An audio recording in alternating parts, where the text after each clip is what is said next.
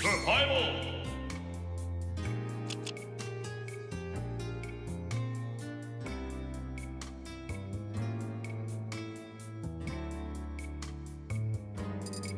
Fox!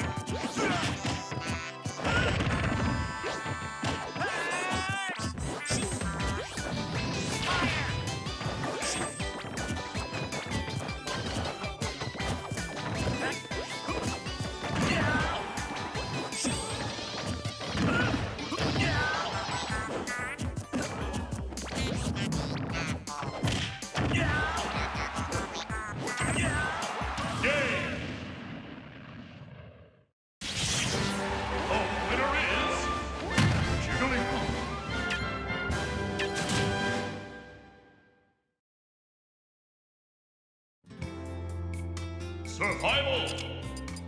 Mario!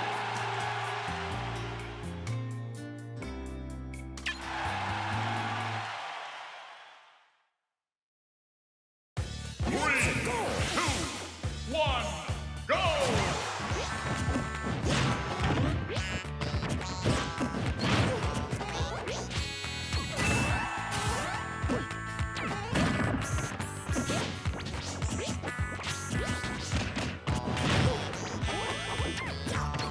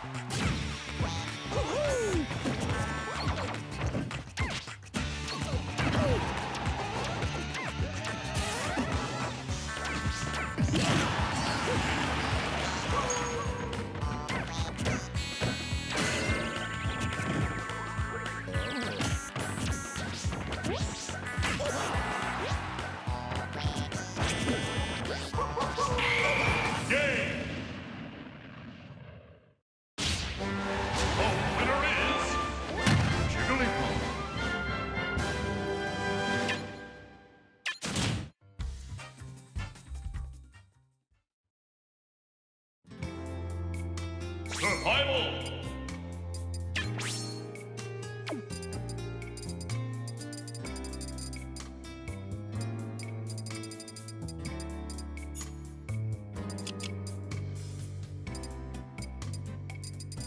Ggsw!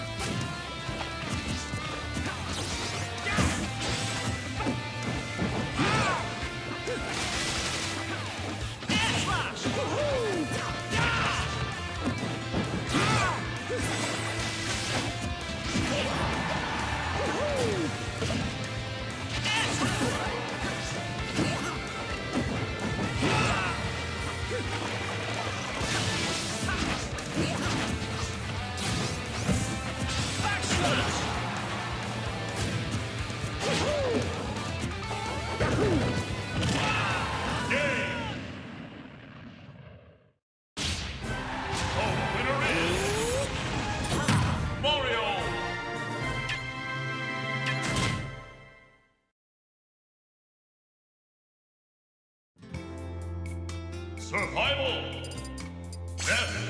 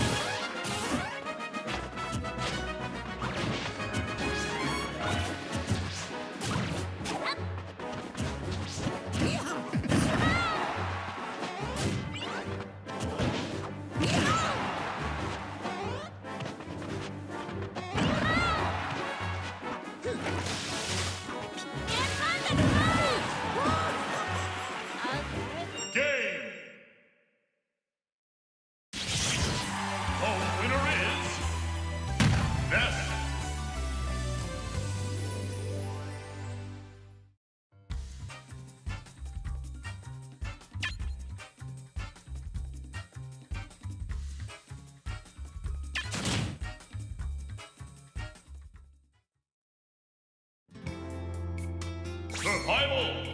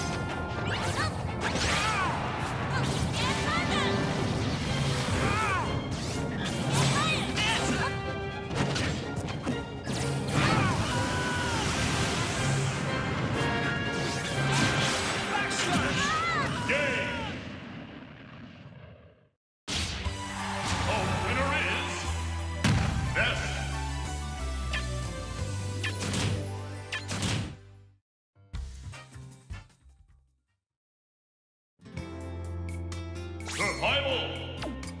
Go.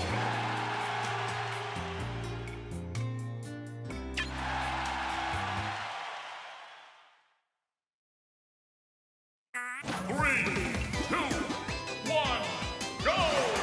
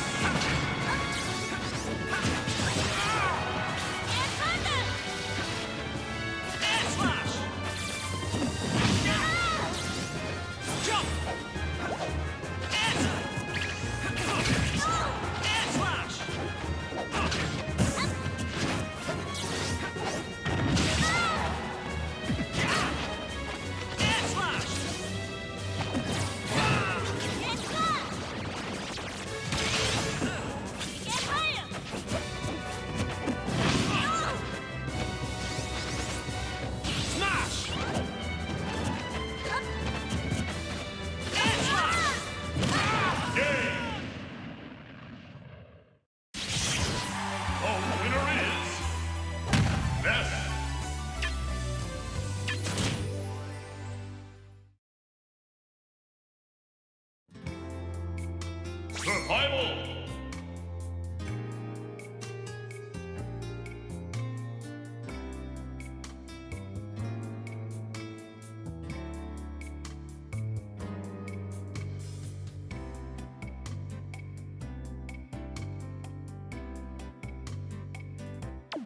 Ggsw.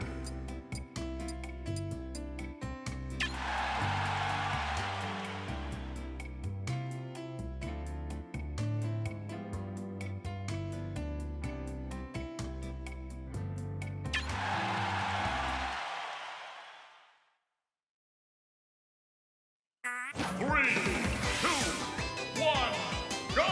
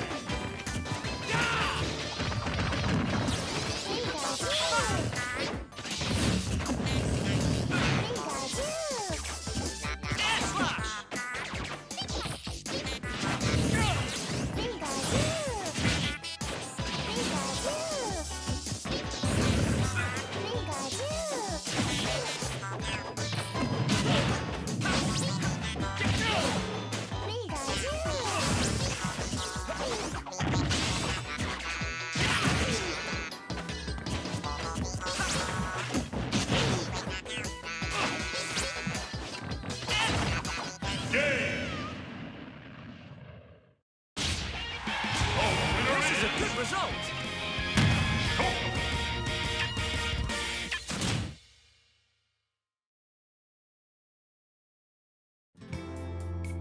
Survival.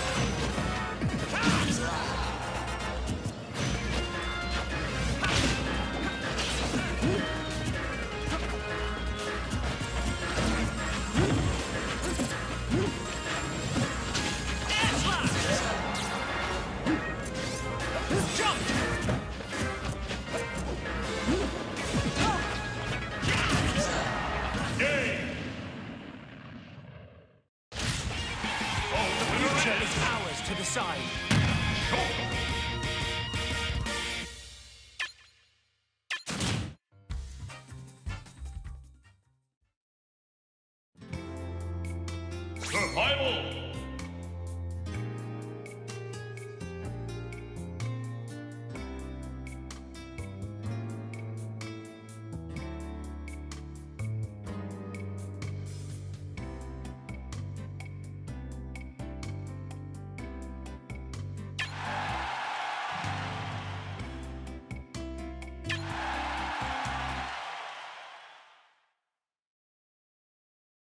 Three, two, one, go!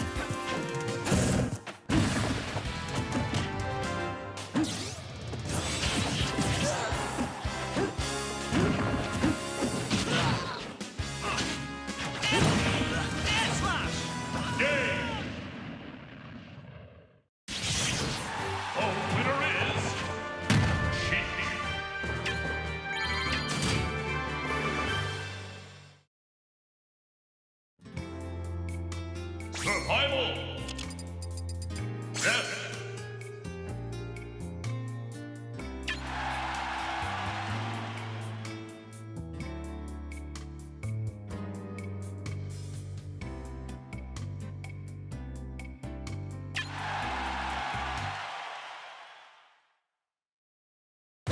Three, two, one, go!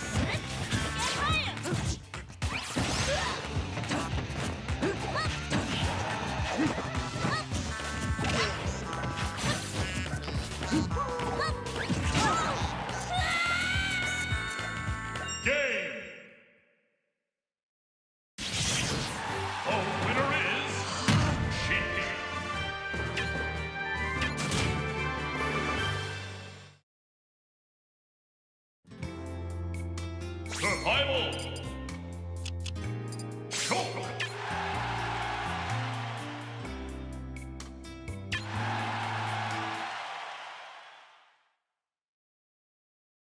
3, 2, 1, go! Speed!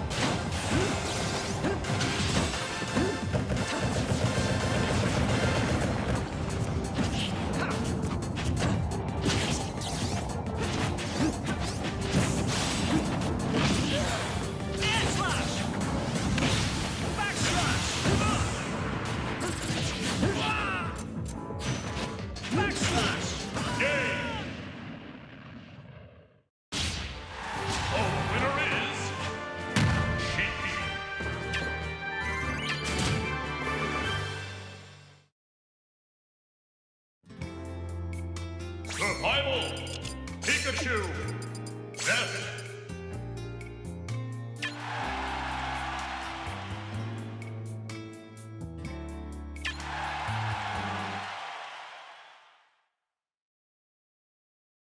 Three, two, one, go!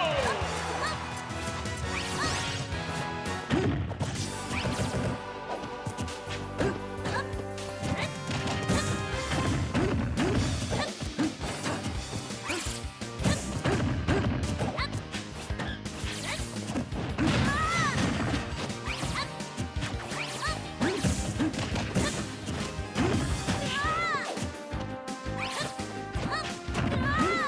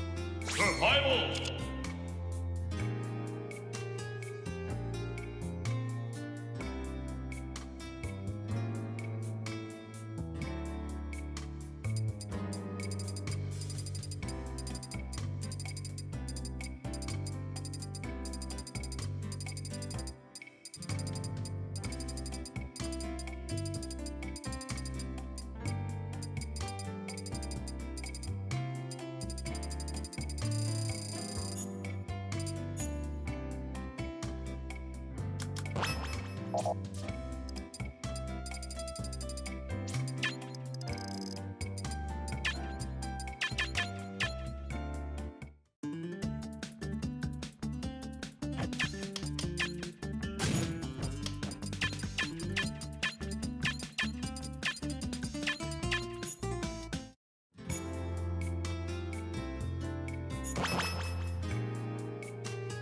Survival! Cheat! Mark!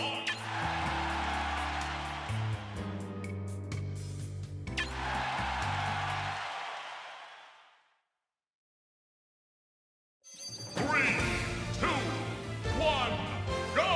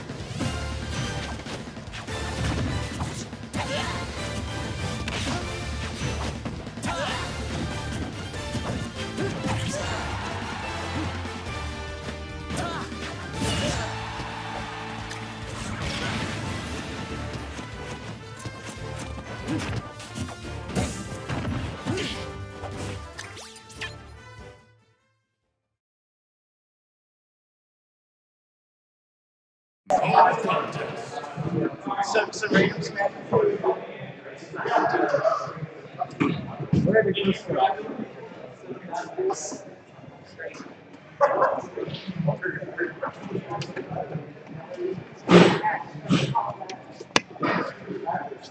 I needed help and you came to my aid. I don't know what else it would be. I helped just so you Help guide me. How you doing, Chris? Good, how are you? I haven't seen you in a while. I know, I don't usually come anymore. You still play Smash though? Yeah. Oh yeah.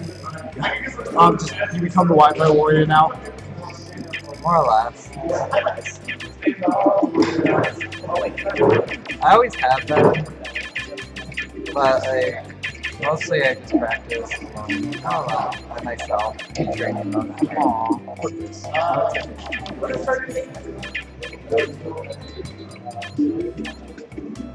Like I try and practice my inputs every day. Sometimes I don't.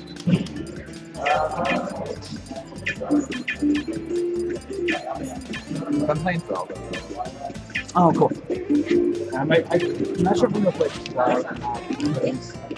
I think we're gonna play this on Saturday.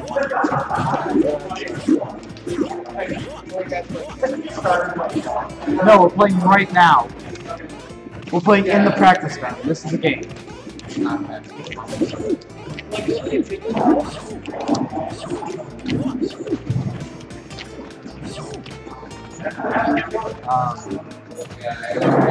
Yeah, I've been like working Tuesday night, so it's good for me.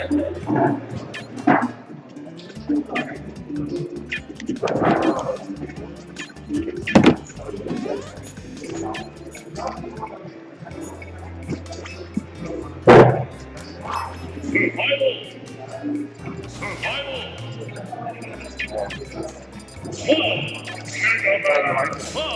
So you're gonna go Zelda. Secondaries. I don't have a secondary. I don't even know who I play in this class. Smashville. Are you ready? I don't know. You can put whatever you want, like usual.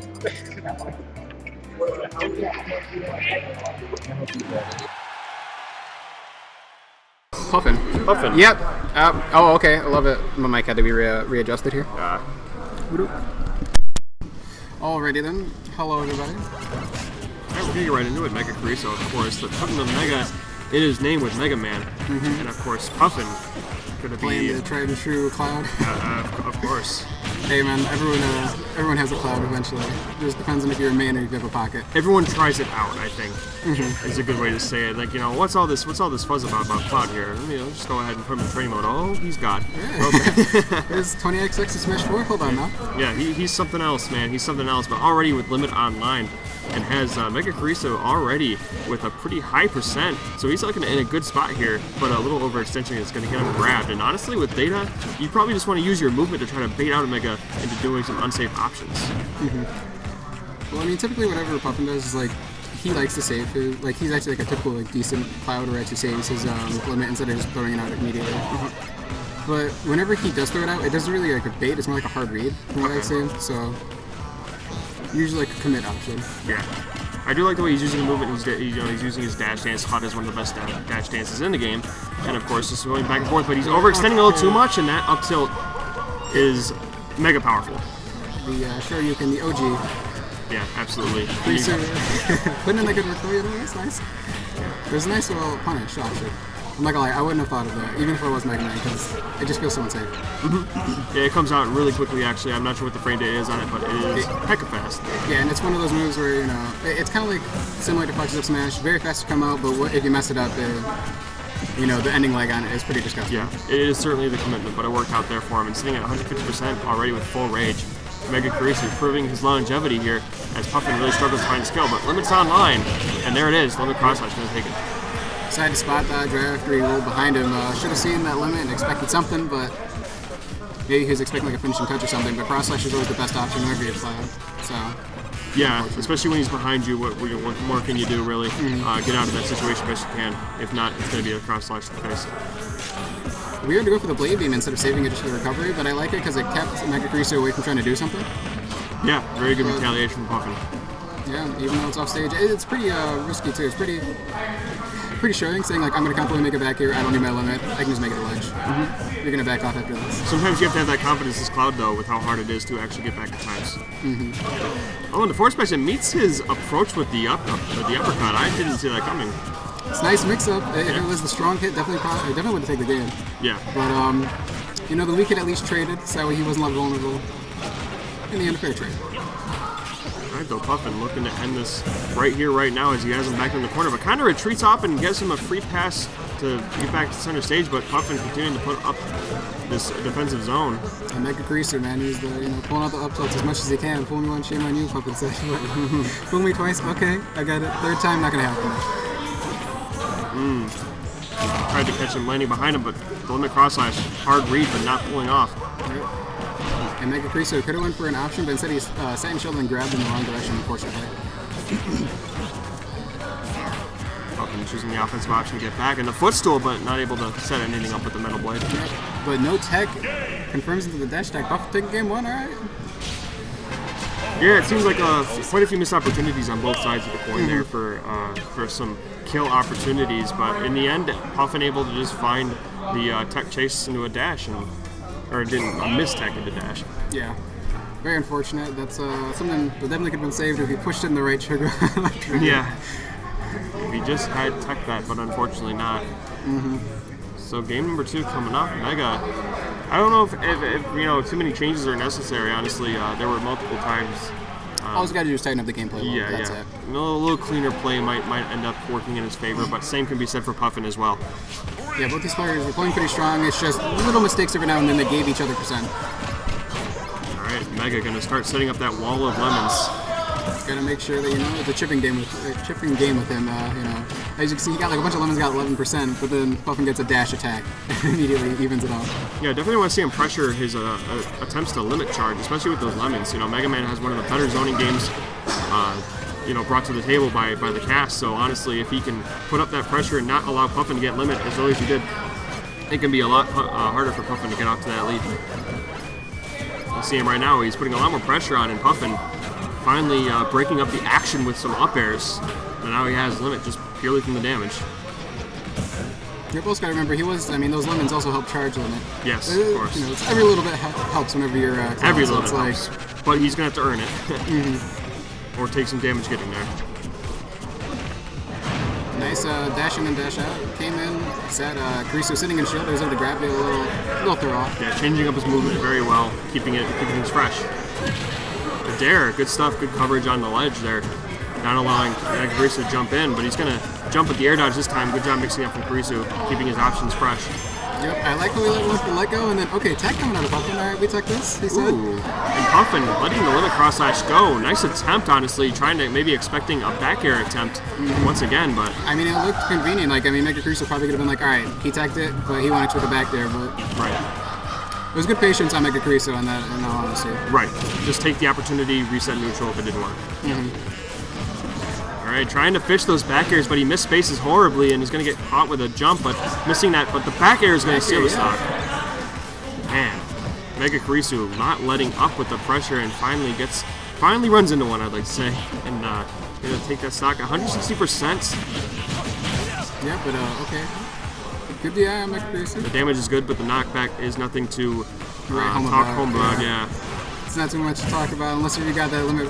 It's like, it's no point. Dash tag, though, doesn't matter if you got limit or not. Gonna do a lot of damage, a lot of knockback. Send the man up to the moon. Kind of a desperation move right there from Puffin, and fortunate to get away with that and to stock the boot.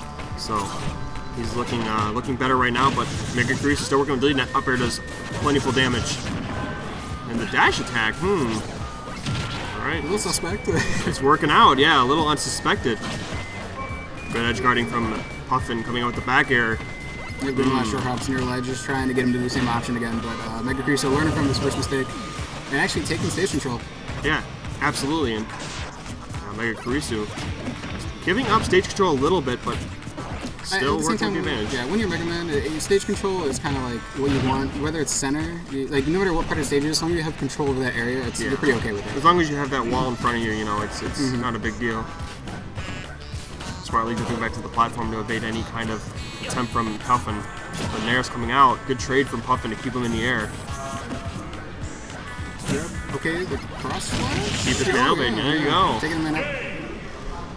Yeah, Mega trying to jump in with the lemons, and unfortunately not realizing that the cross slash will eat right through those lemons and can cut them up. Yeah, unfortunate. It doesn't have enough knockback to do anything. That's what it's there for. Just to annoy. It's not there to actually do much.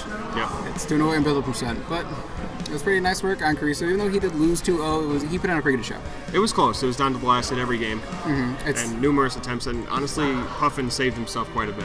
Yeah, Puffin had really good mix-ups right there. Lying. You're not lying. I can see. They can see you. They can see you on camera, dude. They know you're out. Apparently that's Lion sitting down. Oh yeah, apparently. Let me see. Today he is no longer your man. He is Lion. In parentheses, Sandu. Just to make sure you're still aware that that's actually Sandu. Okay, so sometimes, back during the CMPL days, your man would, people would enter in random tags sometimes, and I'd be like, I know your tag, and I know that's not it. So I talked to the TOs, I'm like, can you guys save me the trouble next time someone enters into something goofy? Just put the parentheses in, please. It helps not so much. That's Absalom. There we go. Yeah, Absalom, we recognize, no name tag change there. And Absalom, the aspiring Sheik man, brother of Goof, who is your spreadsheet Sonic here, hailing from Macomb. So we'll see what he can do against Sandu, and Sandu pulling out the mark. Yeah, immediately just saying, yeah, I'm not going to play Mario today. I'm just going to play Mario for a little bit. I think it's bodied, though. I can see the Mario, but at the moment it looks like Lion wants to be something different. Yeah, I don't blame a lot of Mario mains trying out the disjoints, especially Sonic. Or, I'm sorry, especially Marth. Oh, and the shield break early on. Yo, can I just, like... You better do something quick. That doesn't last forever. There you go. But you get that damage in. Just go for the tipper one more time. Yep. Go for the shield break. Absolutely. Ooh, going for it all right there. But able to roll on safely is Epsilon. Alright, keeping it relatively close. Another shield break attempt, but not charged long enough this time around. But Absalom can't be too safe in shield right now. Yep. The good thing about this is, even if it's not really breaking shield, it's making you think twice. It's conditioning Absalom, and maybe he'll, maybe he'll not shield and commit to something, which will, maybe an air dodge or a spot dodge, which will lead to a nice tipper. Getting sucked into the grade just a little bit, but not enough. And we've seen Sandu, or Lion, repeatedly go for certain options at the ledge, especially a charged forward smash. See, there it is again, trying to nip Absalom, but he's picking up. The read, though. That's a good thing. He's reading the man. He's like, all right, you're going to get up right here, but I'm just going to miss time. Just a little misspaced this time, basically.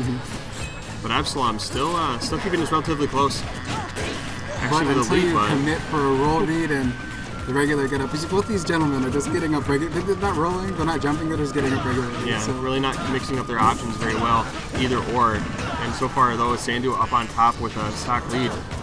funny enough, it's working, because it's a weird mix-up in itself. You're like, all right, when is he finally going to change that get up option? Right, the third time it just works, right? Yeah, he wouldn't do it. No way is this for glory. Right. You're going to mix up your options, right? Okay, never mind. Okay, I committed, and you punished me. That was nice. Alright, the immediate roll on right there from Absalom, and the shield break almost just lets it go just in time. It looks like Lion, the man Sandu here, is playing pretty decently right now. I'm not gonna lie. I know his Marth is good, but he's tried and true Mario made. Absolutely. So, But Marth's a good pick in that arsenal that Mario brings to the table. It's good coverage right there in the counter pick, but yeah. I mean, hey, I know like Mario is pretty bad against some sword characters, so it's like it's a pretty decent option to be like, all right, let me pick a sword character too. absolutely. Going for that, trying to snap him on ledge, but a little bit in space, unfortunately for him. Another But good the read right reverse there. hit on the forward smash. Yeah, that forward smash covers quite a bit of Yeah, space. it does, It yeah. really does.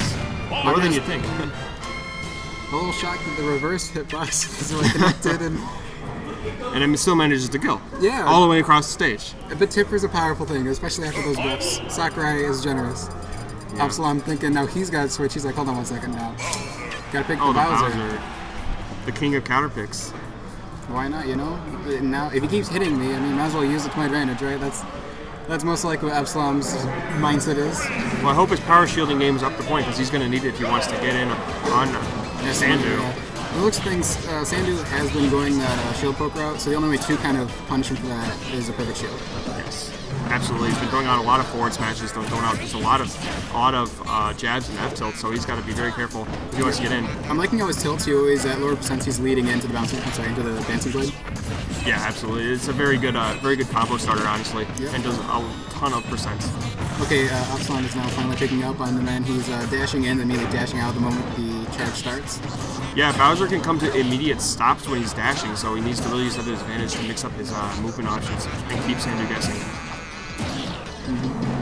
Sandu getting these up tilts, and he had a read. He short hopped to get Absalom to connect something, and then he went to commit for a hard read on that, but the Bowser bomb coming out. Yeah, good offensive option, something he wouldn't have expected. Especially if you're in disadvantage. Uh-oh. Yeah, good option to go low right there and mashing B to get back up. If he had gone straight over, it would have been done so. Yep, and then the Cooper. Oh, but he gets gets it. Yeah, that'll work. Why not, Bit of a frame trap right there, and you got the air dodge, but that'll work out. And the up smash, good Getting the stuff. damage. Yeah, now that he's got this rage, he can definitely go in and do some very silly things. Well, on the other hand, Sandu's going to have to try and find a way to seal this back out. With Tipper, he wouldn't need too much rage, but he'd also have to be close to lunge. Yeah, and he's at that point right now, but it's going to take a hard read to end this stock.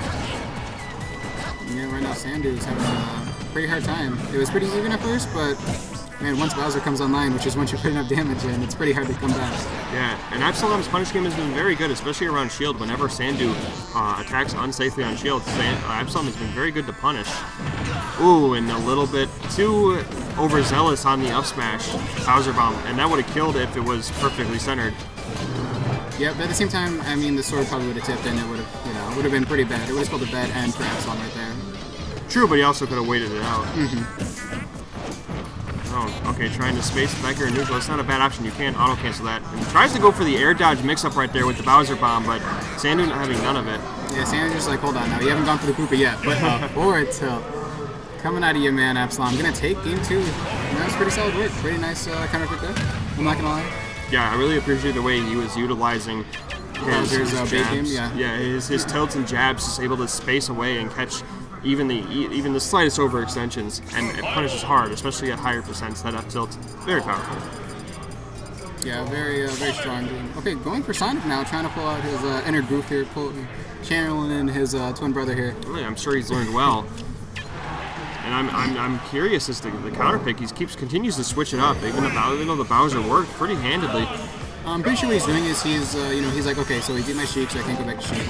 I'm gonna play Bowser. He started learning Bowser late game, so now I'm gonna mix it up again, pick maybe a third character. Yeah, I'm trying to keep it fresh, and so far so good.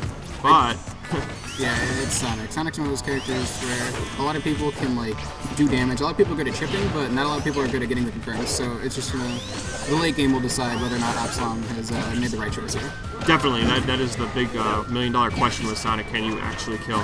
It is relatively easy compared to the rest of the cast to actually build damage. Like you said, you can run in and out, and if you keep it fresh and mix it up well enough, it's going to be hard to do so. But it's getting the confirms. He's really good at chipping. He's not really good at putting in real damage. It's usually an F smash read, some type of unless if it really high percents, then a throw.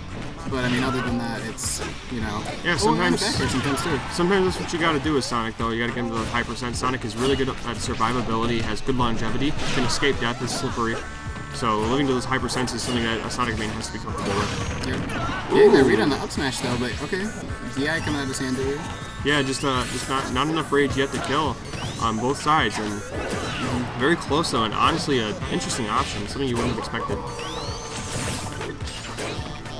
It was a strange option. It covered almost every landing option too out of Sandu, that up smash right there. Yeah, just because he was so low. Yeah, absolutely. Back throw though, gonna confirm. Alright, so far the Sonic pick working out for Absalom in a big way, up a full stock with only 87%. And this is where Sonic tends to shine a lot. Whenever you're in the lead, not too much percent, you got a decent amount of rage. And that's just a good chip game. Went for the MP Leo special right there with the up smash, trying to get that air dodge. Got it too, but just a little mistimed. Yep, and then platform drifting away before Sandu can do anything. Yeah, it's just you can see how Smash Ball comes into play, and he's going to find a good confirm right there with the up air. So good percentage. Absalom not letting up, just implying the chase down. Trying to go for that silly dare spike. Not able to get it though, but it doesn't matter. Didn't lose stage control. In fact, just decided to drag him to the other side. Sandu seems to be a little lost when it comes to finding a way to close out this stock. Ooh, that could have been a back air right there. He had no options, but unfortunately Absalom not realizing that. Yep, not picking up in that situation. Also probably not knowing like good ledge coverage with Sonic, seeing how this is most likely a secondary. Not really a kick that he mains. Going for the up throw, I'm assuming? Nope. A little too many jabs though. I think he was going for something fancy. Because the jab release, the moment the jab released, he tried to go for a tilt. Yeah, probably going for like a release to an up tilt. It's okay, getting the grab one more time. Up there, we're going to confirm that stock. Yeah, he's certainly going to make up for that. Now, working with a stocks even, but still down 122%. That's quite a bit. A simple back air should close it out here. But other than that, it's going to be tough for Sonic to find his kill. It's going to have to be a hard read situation. But, I mean, his first stock was off of a nice read, covering his options, so... Alright, that up throw is going to be pretty stale. So maybe the back throw at ledge was exactly what he's going for, but no dice. Yep, and that's why he's sitting there. I like how Sandu, he's just kind of sitting back, and I also am kind of a little sad, disappointed in Absalom. He has the lead. I know he wants to play, aggressive, but, he's at 150%, you don't have to approach him. Yeah, just sit back. There's nothing you have to do except for wait for him to come in.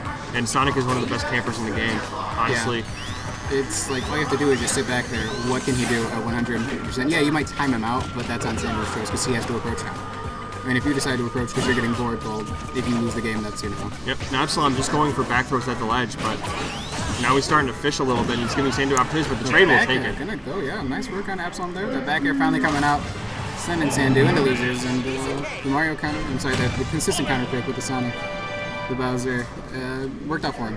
Yeah, what we thought would happen was he'd ghost Mario when he's backed into a corner, but the Mario not coming out, and honestly, Mario against Sonic is a hard matchup, so maybe that was one of the reasons. Yeah, got him to stay what he was doing. Yep, it looks like we're going to have Nam and Puffin, though. This is going to be, yep. Alright, so Nam, the lone PR player present here today at Ggsw. Yeah, he tends to show up on every weekend. He's, yeah. Something he likes to do. Yeah, I mean, it's a bit of a hike, but, you know. It's, the premier weekly on Tuesdays, we'll say. Yeah. Yes, it is the premier weekly. For this side of the state. For this side of the state. Alright, going right into this, we have a Bayonetta coming out of Nam, and we have Puffin sticking with Cloud. So you're going to see the Bayonetta throughout the tournament here from Nam today. Since he's not PR eligible, he'll be going all secondaries, and it looks like Bayonetta. Work on him. Absolutely, and Bayonetta has been the secondary of choice for Nam lately. It's a really solid pick. I mean, Sheik and Bayonetta. Yeah, you see a lot of Sheiks actually go Bayonetta for good reason. Bayonetta covers a lot of those matchups very well. And the play styles are similar enough to where it's pretty easy to try and switch it up. It's a combo game right there, man. That's what it's all about. Yeah, it's a nice consistent secondary for a character that you like to go dancing around the opponent with, essentially. And Cloud with Limit here going to make it very hard for him to get out of those combos. Now he's a fast faller. So Puffin have to switch it up a little bit, make sure he's SDIing correctly. If not, it could be a game. Yeah, I mean, he is down in percent by a lot, but I mean, I guess my own feeling upon it is until you take the stock off of a Cloud, you're not really winning against a Cloud. Yeah, you certainly have an advantage, but you're not winning. Yeah, it's never really too much until that stock is gone. Definitely, but it's going to force him to use his limit here, and never mind, it's going to go away because the stock is gone. Yeah, I mean, who cares about trying to burn the limit where you can just take the stock, right? Definitely. Alright, nice coverage with that down tilt on that spot dodge there, coming out of Puffin. Now, he just got to try and find some nice commit. If he had the limit, that definitely would have been stopped. Just because he was so close to it, but unfortunately. Good read on the get up. Good read on the get up Puffin there. Goes for the hard read on the limit cross slice, but no dice. Yeah, burned that limit a little bit too fast for my own liking. Probably just figured that Nam would try to do the same thing, but Nam PR player, as you said earlier, definitely good at mixing things up. Oh, this could be it. Okay. Nope. No, almost taking the man off the top. I got the upper, but just not enough. Ooh, he tried to end it all with a dare there on the coverage there, but not enough. And Puffin able to respond with a down smash. Clean work coming out here. Just missed time from Nam. He actually had the right read. Just enough patience from Puffin though. And now he does have limit on deck, so I mean, like you said, you're never really out of this. Yep, and going for a nasty fair right there. I mean, he wasn't in range, and it wouldn't have killed, but it would have definitely been nice to see. Yeah, really trying to give him business right there, but yeah, Nam staying alive, and that back air almost going to take it. Oh, and the bullets do. Going to take it. Okay, now putting in pretty clean work right there. Not giving too much percent.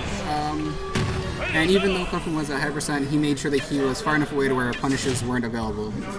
Very good Bayonettas definitely utilize those bullets on edge guarding, or I should say ledge guarding, and that's a very effective tool. We saw it right there. Take the stock. That range is very easy to misjudge. I don't think Puffin expected them to reach that far. But regardless, it's going to take it to game 2, and now we're going to Final Destination. I can see this kind of being, it's good because it gives Bayonetta less landings, but that means you have to put her in disadvantage in the air. So, and Puffin hasn't really been doing that too much. If anything, this actually might be a bad counter pick for himself because he's been most likely, he's been put in a bad situation essentially. He's been dragged up to the sky, so. Yeah, not only that, but you got to respect Bayonetta's landings more than any other character in the cast, especially when it comes to the fact that she has Witch Time and Nair and Witch Twist. Very good tools to make, able to get her back and punish you for trying to punish those landings. One thing I can say though, if she does Witch Time and if Puffin starts to pick up on it, he can just charge a smash attack, you know. That's one thing I really see against certain Bayonetta players. Whenever people play against them and they Witch Time, they always release the smash attack too soon. It's a little unfortunate, but we'll see what happens. Alright, Puffin has her in a good spot right now, kind of using these back airs to just read the jump get-ups, but now I'm going to make it back safely. Yep, and reset the neutral here. Okay, nice dashing right there by Puffin. Puffin bringing this back piece by piece. Air dodge is in there, very risky to do, but luckily does not get a punch out of it. Good long-lasting nair right there up air from Nam. Yep, able to withstand that air dodge there and punching for it. This is going to be a limit just right here, and ooh, but okay, grabs the wall, but a little misjudgment right there from Nam. Yep, I wasn't really sure how fair, but just getting nicked by the bridge there coming out of Nam. Unfortunate for Puffin. He had the punish, but not able to work for him. I'm getting to grab good stuff using that grab the punish. It's going to kill a very questionable DI right there. Yeah, that is very suspect right now. That was not supposed to happen. Oh my god, yeah, he definitely DI'd that very poorly. Maybe not expecting the grab. That was the first grab we'd actually seen from Nam. Yeah, definitely probably not expecting the kill that we did. Yeah, right, here we go, getting so much mileage. 41% off of one combo. Absolutely ridiculous. Already at 50% after just a few hits. Getting that fair, alright. Nice coverage coming out of your man Puffin here. Yeah, he's been doing a good job on the ledge, really. I've really been digging his edge guarding. Yeah, just getting him to the ledge. Yeah. It's proven difficult for him. But whenever Nam's able to reset that neutral, that's when things get tough for Puffin, and Nam has been able to really click on a lot of his conversions. Yep. That was a nice read on that witch time there, but he wasn't able to commit with a hard enough punish. He just got jab up. Yeah, you gotta be looking for that, especially now this late in the game. You bet Nam's looking for it. This is one of the situations where you see Nam is landing with the witch time sometimes, which is something the Puffins look out for. And like I said earlier, just charge a smash. Or just punish him, yeah. Since Nam decided to go for a read, Puffin jumping over and hitting him for it. Obelisk the Tormentor swings and misses, and he's got a backer for that. Now, bringing the stocks even, but Nam still putting on a lot of pressure, just not letting up. Yeah, very, very relentless in the He is being stone cold savage, let's say. Trying to land these dares, but Puffin having none of it. But he's going to make it back. There's a witch time attempt, but good patience from Puffin. He's going to need it back there instead. I'm liking how Puffin's recognizing these witch times and he's doing something about it. I just feel like it's not the punishes he's opting for aren't good enough, essentially. Not optimal. Yeah. I guess the limit cross slash on the edge. Good percent though, honestly. And that bat's within, not going to save him from the multi-hit jab. Good run in, run out. Starting to mix up his movements well. Starting to put on a little bit of percent here. Starting to mix it up. Puffin's got that sword to work with. Good DI coming in, man, this time around. Yeah. All right, good response. We've seen that recovery a few times with the up B using the second hitbox, but oh no, and this is going to be a big punish. Yeah. You try to go for the finishing touch right there. Pretty poor option, but yeah. That's pretty hard. That's pretty hard to get, but the down smash. The read, though. Puffin able to take it. All right, taking the game 3. Nam, just a bit too much overextension, and when you pull out that, what was that, the side? That wasn't the side. That was the side B, right? Or was it dash tag? Yeah, I think I went for a dash tag right there. Either way, it was a hard commit. Yeah, it was a hard very commit. Unfortunate. Yep, way too unsafe, and it's one of those situations where you see someone standing still and they're in shield. It's not a great option to go after a dash tag or even do anything. Don't dash anything. Yeah, especially not on a cloud. Very, very fast down smash, but regardless, we're going into game number 3. Puffin able to even it up and take it to Town and City. Since, I mean, I can kind of see this being kind of good for Nam. Even though it's a low ceiling and the up air can kill, Puffin hasn't really been killing off the top. He's kind of been killing off the side, so he doesn't have to worry about that too much, but at the same time, he can definitely take him out a little bit earlier. Well, maybe he'll get a change in game plan here and surprise Nam. I mean, when Town and City is on the board, you always, I'm pretty sure everyone goes through their mind, oh yeah, I can kill off the top now. But we're not considering his advantage right now. Nam counterpicking to this stage for good reason, because he has been taking Puffin up to the air. And he's only been losing because of his blast zones a little too high. Yes. So Nam's going to be looking for some early kills here in this set. But here we go, right into it. He's going to get that down tilt. That tilt tilt's a little broken. Going to kill him off the side. Almost gets it, but just falling out of it with the air dodge. Spamming air dodge, saving his life. When you play against Bayonetta, you do one of two things. You smash the in one direction or you smash the air dodge. Whichever button you map it to. Yep. Either one you smash them. Yeah, you're just going for it. Just anything. Yep. Puffin's got to be careful. He's got to realize that Witch Twist can't reach through the stage, but the down dare gonna do it. Yeah, that's it. Down air, definitely taking the man off stage.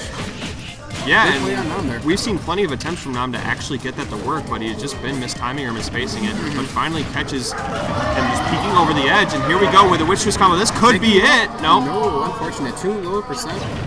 But the mileage he gets out of it, look at all that percent, and once again, this should be it. But then you do it one more time, you know? If it doesn't work, try again. Able to confirm it. Now I'm taking that 2-1. Very nice show by Puffin. That game 2, though, well, game 3, though, was a little unfortunate. Yeah, making it a set, but unfortunately, Bayonetta being Bayonetta. And Nam certainly knows how to maximize those combos. Definitely one of those situations where you don't want to have that low ceiling on the board. Yes, that was And, definitely the key difference. He left it up, so Nam gladly took it. Yep, superb is showing from Nam there in game number 3, and that's going to have him moving on. We have our very own Ggsw TO Waddle. Yep, coming on deck, playing against Goof. Yes, Goof, the spreadsheet threat here in Macomb, who has actually a set victory on Nam here today. So we could see that. We could see that be on a factor later, but he's going to have to get there. He's got to earn his way there first. He's going to have to beat Waddle and then the winner of Pierce and Raichu for you, so. Both very tough matchups to get through, regardless of who wins. Alright, well, looks like Goof and Waddle, since they do play against each other a lot, they do go for shenanigans sometimes. Yeah, it looks like this is what this is right here. Goof opting for the Corrin, which he messes around with quite a bit. And yeah, definitely not a bad character, a very strong character. While Waddle picking Lucario, I do believe he got it because the fans spoke in the forum, in the Smash 4 forum, so. Giving the people what they want. Yeah, he is No problem with that. People's man, you know, he's the people's champion. They said Lucario, so I remember when he got here earlier today, he's like, hey, can someone teach me how to aura charge up smash, please? His poll question was, who's the coolest? And he had the 3 Pokemon. He had 3 Pokemon: Lucario. I think it was Puff and then Greninja. Yeah. And Lucario won by 1 vote, and he was like, crap. Not who I was counting on. You should have put Mewtwo up there, fam. Well, I mean, you gotta do some Puff because he's playing with Raichu so much, and I think he was hoping for Greninja from what he said earlier, so. Oh. Yeah, right underneath stage, man. And a massive 6% put on Goof here in their early going. And Goof continuing to get grabs. Nice pivot grab right there. Yep, I mean, in the early stages, since he did lose the stock, he doesn't want to take 200%, but Lucario with percent is such a dangerous thing. But even if he is getting bodied, I mean, it's a nice return on investment, essentially. Right, but you really have to know how to utilize Lucario to be a serious threat at high percentages. And like you said, he's asking around, how do I aura up sphere? And I'm like, well... how do we aura cancel up smash? How do you do aura into things? I'm like, bam. You're like, oh, so you don't know how to do that. This is my opportunity to beat up on Lucario. Lucario's going to be looking like a potted tier in a minute here. Now, just kind of spacing around, dancing around Goof right now, trying to land something, but really doesn't have a game plan. Yep. I mean, you know, he made it to winner's quarters, so I mean, he got somewhere. Yeah, he's here, man. That's true. You're right, though. And then the up smash read too, so all you need is an up smash. He said he doesn't need the air sphere. Hold on. So Goof throwing up a very suspect up B in neutral. And it's going to land him a punish. Going for a hard read there, even though it wouldn't have done much for him, but... You know, right now, these two gentlemen, like I said, they play against each other so much. Sometimes running into each other in bracket isn't really a problem for them. Waddle seems to know the early game combos from Lucario, that's for certain. All right. You see Goof having some problems with these next two. Third time's the charm. Alright, he's going to get the Dragon Lunge right there, and Waddle certainly has to respect that. Everything stops when the Dragon Lunge comes out. Yep, just holds it, but good patience. Goof just chilling, waiting it out, sees the get up option. I mean, what's the worst he can do? He can just go the other way. And it's like, you know, why even give him that opportunity? Just get up and shield. Yeah, that covers almost every option instantly except for like jump, because he got regularly finished the kick. If he rolled, could have kicked in the opposite direction, or if he was too close, just, you know, finish the kickoff anyways. So, nice work. Yep, he's got Stay Lucario, the people have spoken. Yep, he cannot change, unfortunately. Battlefield? Opting for Battlefield, go for the survivability. Yeah, definitely. And with Lucario, who can kill so early. Yeah, the only thing that he's going to have to look out for is not being underneath stage like he did last game. Other than that, that was a pretty good show. I'm not going to lie, he did a pretty good job. Just like that. Yeah. It's the up tilt, it's the up tilt. Like Fox. Waddle's wondering why he's not at 90 yet. Good question. I mean, you know, sometimes when you play the animal characters, they have some traits, even if they aren't from the same game. Are Pokemon really animals, though? I mean, technically in their own universe. I suppose. Strange enough, though, there actually is actual animals in the Pokemon universe. Especially in the older series, you actually see fish, actual fish, and you're just like, oh, well, that's strange. You're kind of right, though. I'm like, is there an actual cat somewhere around here?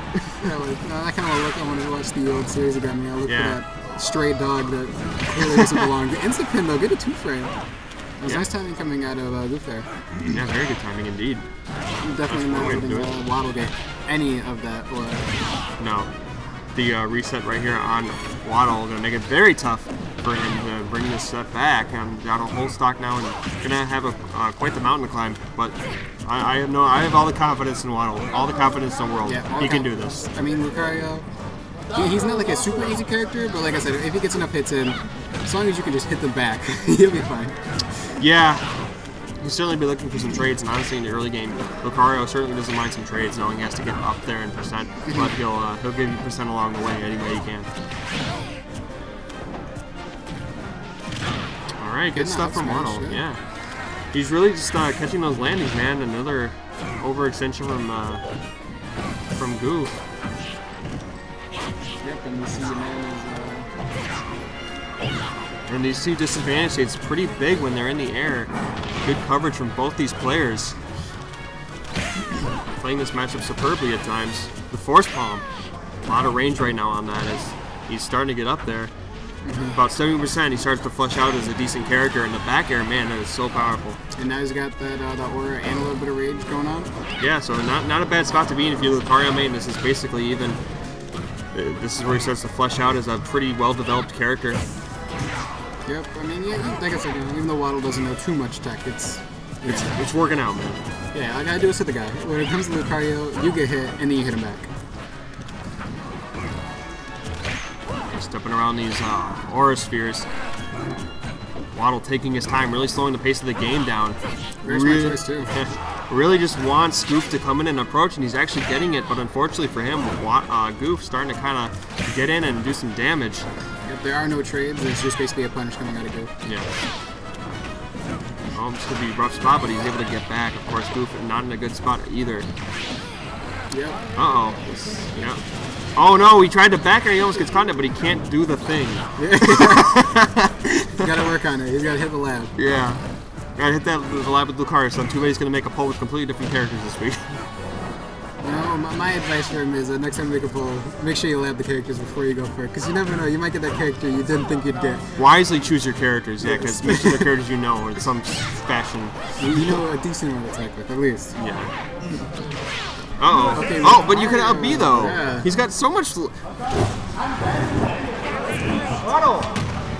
Why didn't you up B, though? You said you could up B. It doesn't matter. He's up here. I was going low. I was going to go here and then go all the way up. But you would have made it regardless. No, I didn't go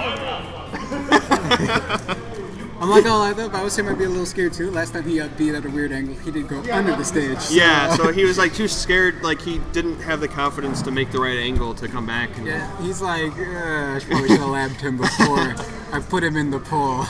Yeah. I mean, even if you lab him for a week, you're not comfortable with Lucario. No, yeah, definitely, because you have to basically get used to getting hit. Yeah. You gotta know what to do in trade situations, and you gotta know how to get the most out of him early on. Like, when you get hit, yeah. I mean, how are you retaliating? That's a good question. So, either way. Now, what would you know? In your opinion, what do you mean by like if you're getting hit as Lucario, you gotta know what to do? What do you mean exactly by that? Like, okay, so when you're playing against Lucario, when you're playing as Lucario, you want to make sure that you're good at surviving. So if you're going in for trade, you want to make sure that what they're hitting you with, you know how to DI properly, so that way you can survive. You take that percent, you build up that aura. Okay. And then when you go for those trades, you know, later on, it's eventually like, okay, you DI'd it again, you survived, but now that you have aura and rage, you killed them. So your DI better be on point. Yeah, your survivability has to be bueno. Good way to put it. I couldn't put it better myself. Also, I guess in another sense, you want to make sure that you're when you get in those trade situations, you want to make sure the moves that you are DIing are moves that are they're weak punish options essentially. You want to make sure that when they're punishing you, they're their worst punish option they could possibly have. Yeah, you don't want to put yourself in a bad spot, right? Not a horrible disadvantage. I mean, you want the percent. You don't want hard reads. Yeah, you don't want hard reads. You're not trading with those. You want the percent, but you don't want the people's elbow. Yeah. So we're going into it. Looks like Ggsw and Pierce. Yeah, so Goof will be seeing who he plays up here coming up between these two, and Pierce with the Shulk, and Raichu for you with the Falcon slaying Wigglytuff. Yeah, the man who, did you know I wrestled Fatality? Why, I guess I did. Is that Raichu for you? Yeah, I just remember, I think Waddle was talking to me about it. Apparently in the chat on UR, they were talking about how like garbage a puff was because how they were playing. But the moment they get the rest of like best puff ever, just like my go through this chat. Such a beautiful thing. Good chase right there with the Nair, reading his get up option. And Raichu for you really knows how to get good mileage out of the puff aerials. Yeah, he's definitely a really good puff. Probably the best in Michigan, I'd fair to say. But until you go for a suspect versus street like that, unfortunate. The moment you compliment somebody, they go for something. You know, if he had Smash on, that would have killed him. And now Pierce opting for Smash. Yeah, now he's ready for it, but might have missed some golden opportunities right there. And luckily for Raichu for you, not eating too big of punishes for those. Yep, and the very unfortunate thing for Pierce right there is since he used that Smash attack while using the purple. The purple option, whatever it is. The Monado. Yeah, the purple Monado art. It reduces knockback, so it's like it definitely did not work well for that one. Yeah, a lot of trade-offs with Shulk's gameplay, honestly. You sacrifice a lot, even though you're going for a buff in a sense. You do lose certain situations because of it. Kind of a flawed design in a way. It's one of those situations where it's supposed to be like a niche for the character, but it ended up working against him. Some niches work, some niches don't. Yeah, really, you're absolutely right. Some work for the better, some don't. Like Marth's Tipper. That certainly works out for him, doesn't it? But you have to learn how to space extremely well with him, which is why a lot of people typically go for Lucy in the beginning. And then once they get spacing down, they go for Marth. Yeah, and in Shulk's case, you really have to know what situations call for what Monado. But at the same time, you wouldn't expect a second rest. You're right. That's a weird mix. You're right, okay, though. He missed it once. But the F smash though, nice. Pierce getting these F smashes out. He's gotten punched a couple times for him, but got the one that counted and got in the spot. All right, and good art coming out here from Shulk. Honestly, the shield, good stuff when you're just coming off that fresh stock. You know, 160%. You don't want to die. Yeah, especially seeing how they have the invincibility frames. And the only thing you have to worry about at that point is Puff dragging you off stage and gimping you, but I mean, he can just switch to his jump Monado, use his jump, and then come up. Can you imagine how broken Shulk would be if he actually just kept the Monado out all the time? Oh, instead of putting it back every single time. See, watch how he puts it back. He puts it back in his case. In his you know, whatever you call that. Heath? A sword, whatever it's called. Sword Heath? I think it's called a Heath. Okay. And I'm not a man of the Xenoblade Chronicles. I just know that. Well, just in general, like in real life, that's what you would put it in. And oh, the sheath. Okay. A sheath, yes. There we go. See, I got it. I'm thinking of like, is that the name of the sword? I'm like sitting there, I'm like, no. What's going on here? Monado's the name of the sword, but he puts it in his sheath every single time it comes out. So I'm just wondering to myself, like, what if he just kept it out like a sword? Like, what if he held it like Cloud held his Buster Sword, you know? And then he just got Yeah. Okay, I understand. Like, look how it's on his back all the time. He always puts it back. What if he was just walking around, kind of like something doesn't. Mark and Lucina, they kind of walk out with it all the time. Right. Yeah. Why would you put yourself in that? Sword character except for him. Why would you put yourself in that kind of effort though? Like, doesn't he get tired doing it? Just hold it out. I mean, eventually, but maybe it's got to charge sometimes. You know? Maybe in Smash 5 they'll make that adjustment. Yeah, and Smash for Switch. Yes. In Switch to Smash. I really hope they don't call it that. I don't think so, because it's going to be the 5th iteration, so they can't be clever with the word 4. Yeah, right. Like Smash for Wii U. And Smash for 3DS. It worked out, because it was for 2 different consoles, and it... Makes sense. Yeah. It's like, oh, we're clever. And also, I can't remember... So, what I think it was Vasop I was talking to about this. He told me that the Japanese version of Smash, it's always the same thing. Like, the Japanese word is brawl always, I think it was. So, in the American version, they're thinking something new and creative. So, I'm pretty... So they came up with Universe. Yeah. We couldn't just call it Brawl again? Like, we called them. Well, they did call it Brawl, but the idea is if they make another Brawl, it'd be weird. Like, you know, so call it Brawl 2 here, but it's actually technically like call it like Brawl 5. You know, well, if they call it probably Brawl 2 here, maybe like, you know, Brawl 4 for Japan. They'd be kind of like, what's going on here? Oh, I get you. Yeah, that's why they always have different names. It's not like a number anymore. It can't be a number. Oh, I see. I didn't know that. The more you know. Yeah, it's something that Ggsw was talking about. I don't know the actual word, that's why I think it is Brawl, but either way. Back in this match, though, we got Raichu he's bringing it back, definitely. Yeah. And Pierce definitely. Well, here's the thing: Pierce and Raichu, they play against each other. They have played against each other a lot. Pierce is one of the original CPL boys, so definitely something that Pierce is used to. But the weird trade right there, the back air, I don't know what Sean Raichu could use throughout, but the back air clashing and Pierce taking that first aid. Yeah, honestly, a good option right there. And you see that a lot of Shulks like to space that back air. It's their best option for poking. It has really great range. It can kind of read rolls if you approach, and it also can read anyone who's approaching him while he's falling off. As long as they're not directly underneath him, it's really good against slow characters. Essentially, like, you know, if swinging Sheik, probably a little bad. She can kind of get underneath it, but for a slow character like Cluff, I mean, she has slow air game and a slow ground game. And low range. Yeah, very nice options coming out of man. But we have the switch out of Raichu going for Charizard. And he does play Charizard. This isn't like a weird suspect thing.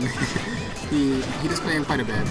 He was thinking about picking him as a secondary, like an actual dropping Lucas, I think, and keeping Charizard as the main secondary. I don't know if this would be considered like a good counter pick. When it comes to Charizard, Charizard is one of the matches, in my opinion, where it's familiarity. Like, he's a really good heavy. He has really good armor on his moves. And with Rage, you know, since he's a heavy, Rage is a great thing for him. So, I mean, it's dependent on whether or not Pierce knows how to deal with Charizard. That's what this matchup's going to end up with. Certainly. It's going to be very hard for Pierce to find these stocks. He's going to have to find a hard read. So we'll see how he's able to deal with that. What Raichu for you can do. Alright, the back air mid space can land into a good conversion. Oh, and the chase down with the dash on the tech read. Good stuff. Yeah, and bringing him up from, I think it was like 13 to 48%, so it was a very nice combo getting out there and brought it back. Yeah, evened right up. And now Raichu for you all over Pierce right now. Finding his flow. I like the use of flamethrower right there, trying to catch him on the get up. Yeah, the only problem was he drifted a little bit. Pierce was a little bit too low, so by the time he actually was able to reach at the ledge, the flamethrower was already a little bit too short. Oh, but not this time. He's going to catch him right there, and he's going to have to get there. And oh, he just missed tried to go for that punish, yeah. See, that's what he's been trying to do all along, and it's actually a really good tactic, trying to get that flamethrower to make him recover higher than he wants to. And because he has that upbeat recovery, similar to Cloud, where he kind of just dips over, it can be very punishable. I actually would like to see the Rock Smash on it, honestly. I think the Rock Smash would be a good option. Try to catch that high recovery. Yeah, I don't believe that it's a good pull move, though, so I'm pretty sure that's why he's going for the better option. You'd be surprised. I mean, yeah. It's one of those moves, though, where it's like, I have so many other great options. Right there, a very suspect attack. If I was him, I'd just be going for grab. So now with the back there, with the tip there, the tip of his tail does do a lot more knockback, so very nice work on the spacing there by Raichu. Arguably the beefiest back air in the game, certainly going to steal it now. Raichu for you, working with the lead, trying to bring this game back to even the setup. Off to a good start, and this is where things can get kind of scary in the matchup, you know? You haven't been able to kill him, he's still got his stock and his rage, now he does so much percent, and his confirms are going to start to work more and more now. He's getting up that percent. He's definitely doing the very strong tactic of all heavies. Get hit a lot, take the first stock, and now you just body them because they're afraid. Yeah, and it looks like Pierce is playing a little scared right now, throwing out just a lot of unsafe options, and his landings are being read very well by Raichu for you. He should just be going for ledge. Yeah, it is one of those situations though, like, you know, he's in disadvantage, he's against a heavy, and even though he's at 121, that's not really a good kill percent for a heavy. So... yeah, and especially for a character like Shulk, and that is going to do it. Hey, it did it, and I'm pretty sure it's because he had the Smash Monado active, because it does increase his own knockback, so that was kind of an unfortunate timing on Pierce there. Yeah, it's all about which Monado arts at the time you have, and sometimes you put them in for different situations, but sometimes, like you said, it just works against you. Yep, and that was a very unfortunate and poor choice coming out of Pierce. He was just trying to steal that stock out, but I believe there's like some weird startup on the Monado, so long as if you're not moving, and since he was in the air, set pass for a little bit, Flare Blitz came out, and took the man stock out. Shulk now on Pierce, debating on who's going to play Shulk. Are we seeing a secondary? I'm trying to remember, I think he plays Mario. I don't remember what his secondary is because he's just always trolled. I think he just needs to slow the game down a bit next time. Even if he does lose that first stock, he kind of really started to go in on Raichu for you and was misspacing a lot and too many counters, and he was just put in an disadvantage state, and Raichu for you never gave it up. Yeah, it's one of those bad, unfortunate things that happen to a lot of us. Whenever you lose a stock, especially against a heavy, you kind of get, the nerves kind of hit you, and you're just like, I need to steal this stock. Now he out can as do soon so as much damage. What am I going to do? Like, you know. It's like, please, let me take the stock out as soon as possible and minimize any damage given to me. But unfortunately, it did not work out for him. All right, and I like the counter pick from Pierce here, going with the coin, trying to utilize that range and maybe a little bit of a better punish game. Definitely a little more versatile with the character, so let's see what he can do. And a lot of Corrin's punishes aren't really punishes that you can kind of trade with and be happy with, in a sense. Because most of her punishes are always hard hitting. There's not really a weak punish coming out of her. Unless if she's trying to convert into a counter. Definitely, utilizing that range can be very safe as well. Hard for Charizard to punish, really doesn't have the speed to deal with Corrin. Yeah, the only problem with that is he does have that, he does have the range, but he's not really using it. He's still kind of approaching a little bit too much for my own tastes. And yeah, not getting that Dragon Lunge right there, gonna land in a grab. Yeah. I mean, you pick the you pick the character with the long sword, take advantage of it, especially since they have a triple mechanic too. Yeah, he's got a space better though. He's kind of leaning in a little bit. He's really not landing these Dragon Lunches all the time, and it's leading to punishes from Raichu for you, catching his approach. So he's rolling right there. You never want it. Don't use rolling for mobility purposes. Ooh, and the Dragon Fang. Yeah. My just held it out. Goodness. It was very strong move coming out. Alright, starting to look a little cleaner now. He's starting to get into the groove of things. Ooh, but the down smash and Raichu for you nowhere to be found there. I will say though, it's pretty nice since the startup on that on his recovery right there, on Corrin's recovery will definitely be pretty good. That was a funny mix-up. I'm pretty sure he didn't mean to do that, but the fake out of that pin right there. Yeah, definitely going for the strong mix-ups. Yeah. Uh-oh. Okay, yeah. He put himself in a bad... Okay, he went for the aggressive option, just trying to re-grab ledge, but Raichu sat in shield and then immediately was able to punish. No matter what Pierce did there, he was getting hit by that down smash. Yeah. As soon as he let go of ledge, that was it. Maybe he could have tried to jump, but either way, he's down on the stock now. In the same situation he was in, so let's see if he can maybe play it differently this time, but... Oh, my Dragon Fang! Yeah, that will do it! That was solid work coming in, man, Pierce. He kind of stood there for a second. I'm pretty sure he was kind of like, that was pretty cool. Yeah, I know. Unfortunately, Raichu for you kind of played that poorly where he was approaching and trying to chase down, when really he could have just sat in the corner and forced Pierce to follow in, which Pierce had been misspacing and playing kind of a little too aggressive at times. So yeah, definitely basically asking me to put in disadvantage at that point. So Raichu for you, unfortunately, not playing that correctly. And now for that, it's about an even game, just about. Very close in percents here. Not able to connect that pin to the ground, but still will take a percent. Yep, and then Raichu running off and slip back there, able to take advantage. So gotta be very careful here, just smartly re-grab the ledge. If he had tried to hold the stick down and go right above, it would have been possibly a stock. Trying to catch his landings here. Another shield to Dragon Lunge punish. Starting to connect these Dragon Lunges, and there's the Rock Smash, but not able to do much when he's got a nice charge move. Yeah. The charge smash attack, which also does damage for some silly reason. Because, you know, because why not? I mean, if any move should, I guess. Yeah. I mean, it looks like it does. It looks like it would do damage, but still. Alright, barely living is Raichu for you, and he just continues to take on more and more percent, but still living, and there's the roll on. Getting a read, Pierce. Nice work. Playing a little suspect in the beginning of that climb, but by the end, doing the thinking face with it, the true down, he's like, alright, whatever. He got comfortable, man. He got a little more comfortable in the matchup and started to feel it out, and was able to start taking some smarter options, making smarter decisions, and putting himself in better spots. Not giving anything up for free for Raichu for you. Yep, and now it looks like it's going to be Nam and Absalom. Alright, so I'd be surprised to see Absalom go Sheik. I could see it because Nam's oh wait, you're right. Secondary. You're right. Nam is gonna go. Like, is gonna win. Even though the Sheik Ditto is basically like, it is the game of like how much tech do you know with this character? It's like, yes. And, whoever can out-tech the other. Yeah, it's like, alright, who has the better tech chases? Who has the better? I don't even know what they call most of the moves. The weird bouncing fist cancels. Like, who can bait better? Essentially, that's what it is. Who can bait better, and then who can confirm the best off of those. Who's got the stronger mix-ups? That's basically what that game is, but since Nam is playing Bayonetta right now, Absalom can comfortably pick its main and not worry about being shown up in any type of way. Yeah, absolutely. You could do the upset, you know, cheap Dittos are never something you ever want to go in thinking about, but I guess he wants the Ditto and opted for Bayonetta, because why not? Is he really? Yes, he wants the Bayonetta Ditto. I would just like to see what his she can do, and they're going to Bayonetta's stage, of course. Okay, a gentleman's agreement. And going right into it. Maybe this is a nope. Is this a button check? I don't know. These gentlemen definitely. I guess they're going into it. I No? think. Can't tell. Honestly, cannot tell. I don't think it is. Yeah, I think this is an actual game. I'm just like, first off, I'm thrown off by the fact of Absalom playing Bayonetta because I've never seen it. But at the same time, going to stage 2 kind of mixes up even worse. I've never seen the Bayonetta Ditto before. I can imagine it's a bit chaotic. Yeah. I can imagine. But oh, Nam. Hey, Nam, getting that bear spike though. He said, hold on now 1 second. I picked Bayonetta so you wouldn't have to Ditto me.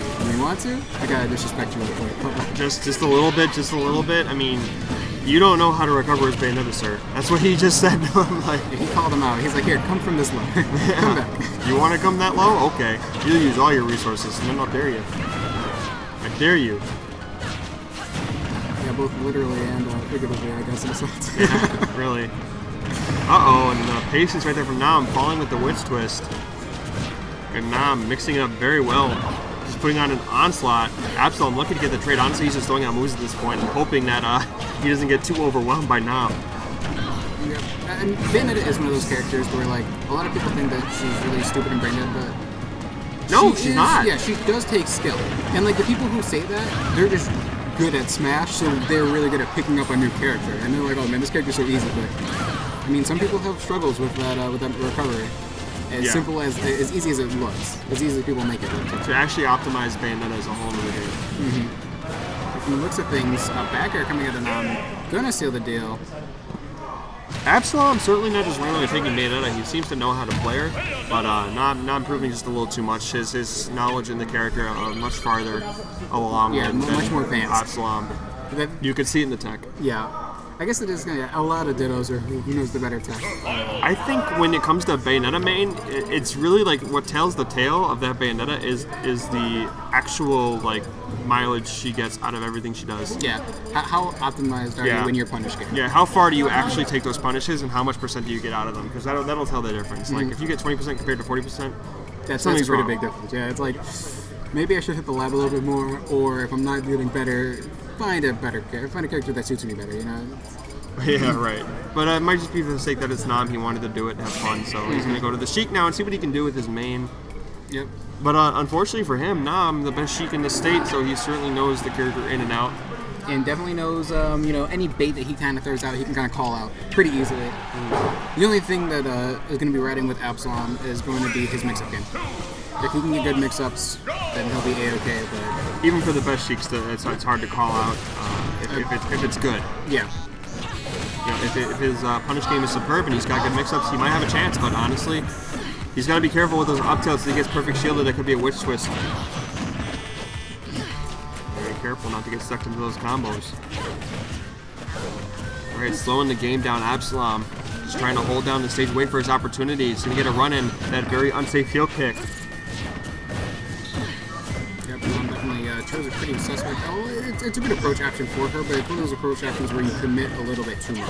Yeah, and honestly, Sheik has the data to deal with that sort of thing and land a lot of punishes like that, so you got to be very careful in your choice of approaches and choice of options. Yeah. And there it is again. See the dare, very unsafe to land a surf air and land to a bouncing fish. Good stock or good percentage from Absalom coming out here in the early game. Actually has the lead here. He's working with a little bit of a lead, so putting himself in a good spot, just getting away. Yeah, but then, okay, dared. Now I'm just trying to end that stock. A little bit misplaced, unfortunately for him, and luckily for Absalom there. Able to make it back until... Good DI for Absalom. He's barely surviving there, and you can see Absalom a little more comfortable off stage with his character choice. Certainly proving some longevity here. Definitely showing that he has worked with this character versus the Bayonetta. The air dodge, very smart right there from him coming out. And not able to finish off that combo and anything is Nam. Begin is very close to bouncing fish. Good recovery option right there. The offensive option. Nam was not expecting that. Okay, but going for that side B there, a little unfortunate. Probably a misinput. Yeah, the grenade in any situation other than like on ledge might be a misinput. But unfortunately, that's going to seal the stock right there. The back air going to take it. Yeah. Bayonetta has really good combo tools, the combo percent. If she can't seem to kill you off the top for some strange reason, you got DI or God, she can just hit you with a very hard read, or even just a hard back. Or fish backers, yeah, until one of them clicks. She does not have a kill problem at all. Alright. Absalom's going to be a little more careful on the ledge right there when she's coming back up. That wish twist will reach to the ledge and go to the offensive option. Yes. But and this is going to be it. Oh, off the top, Bayonetta Nam finishes it off.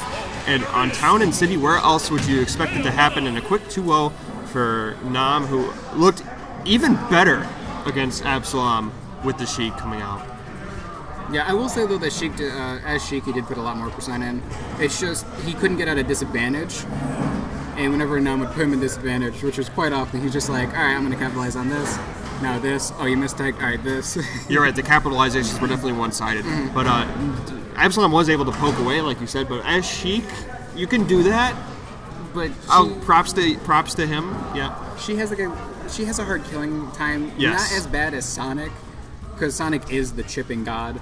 But like she does after those nerfs, it got a little bit harder to confirm. And when you have to get as many mix-ups as you do as Sheik to find a kill confirm, that's just more and more time for Bayonetta to have her opportunities to kill you, which are maybe a little more confirmed. Yeah. And you saw it off the top right there. Yeah, Bayonetta has the combos. She's not as great as Sheik at comboing, but she's good enough. And she doesn't have like the kill power of like a heavy, but it's good enough. She's got one-hit kill moves as well as the combos, which really and then stacks witch time as well. So and it's like, witch time as well. You're right. So you always got to worry against just it. an arsenal, absolute arsenal of ammunition that she has to choose from. So we're gonna see another Bayonetta versus. No, I think this was an accident. Oh, they just switched it. What is? I don't know what they're doing. These two gentlemen coming in for this winner semis, Pierce and Ggsw. Yeah.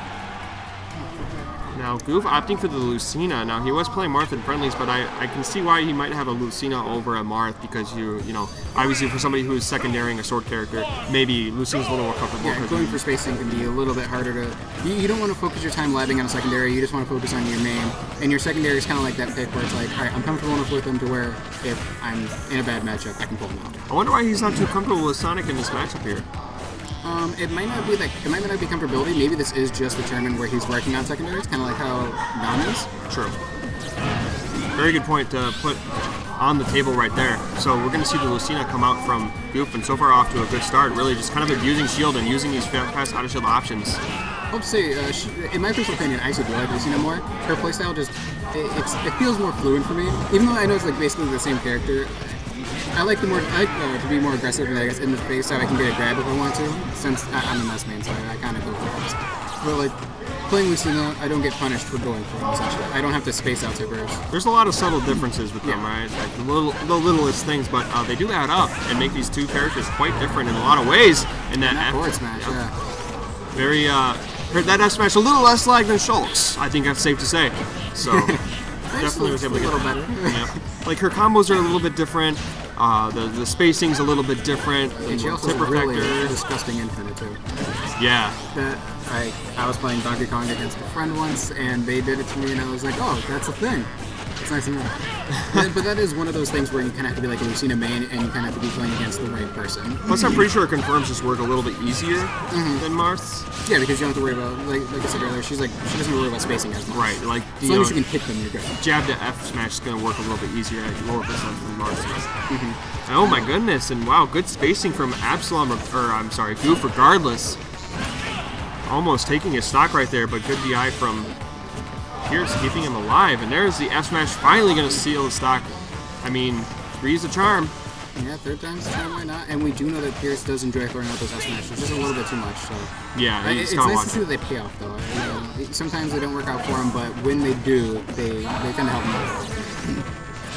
The only problem is that worth it because you're at 138%. He's taken quite the extra credit throughout that stock. Finally cleaning it off and catching the landing right there.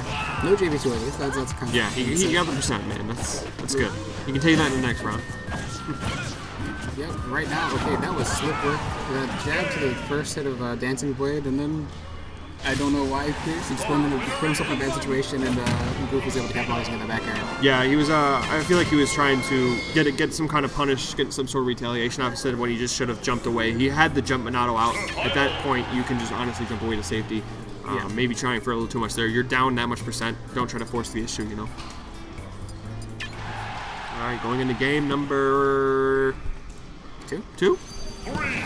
Ggsw with the stock advantage, with the game advantage, and 1 win away from moving on. But he's going to go through Pierce on Lilat here, and based on the way game 1 went, we're going to need to see some serious adjustments from Pierce.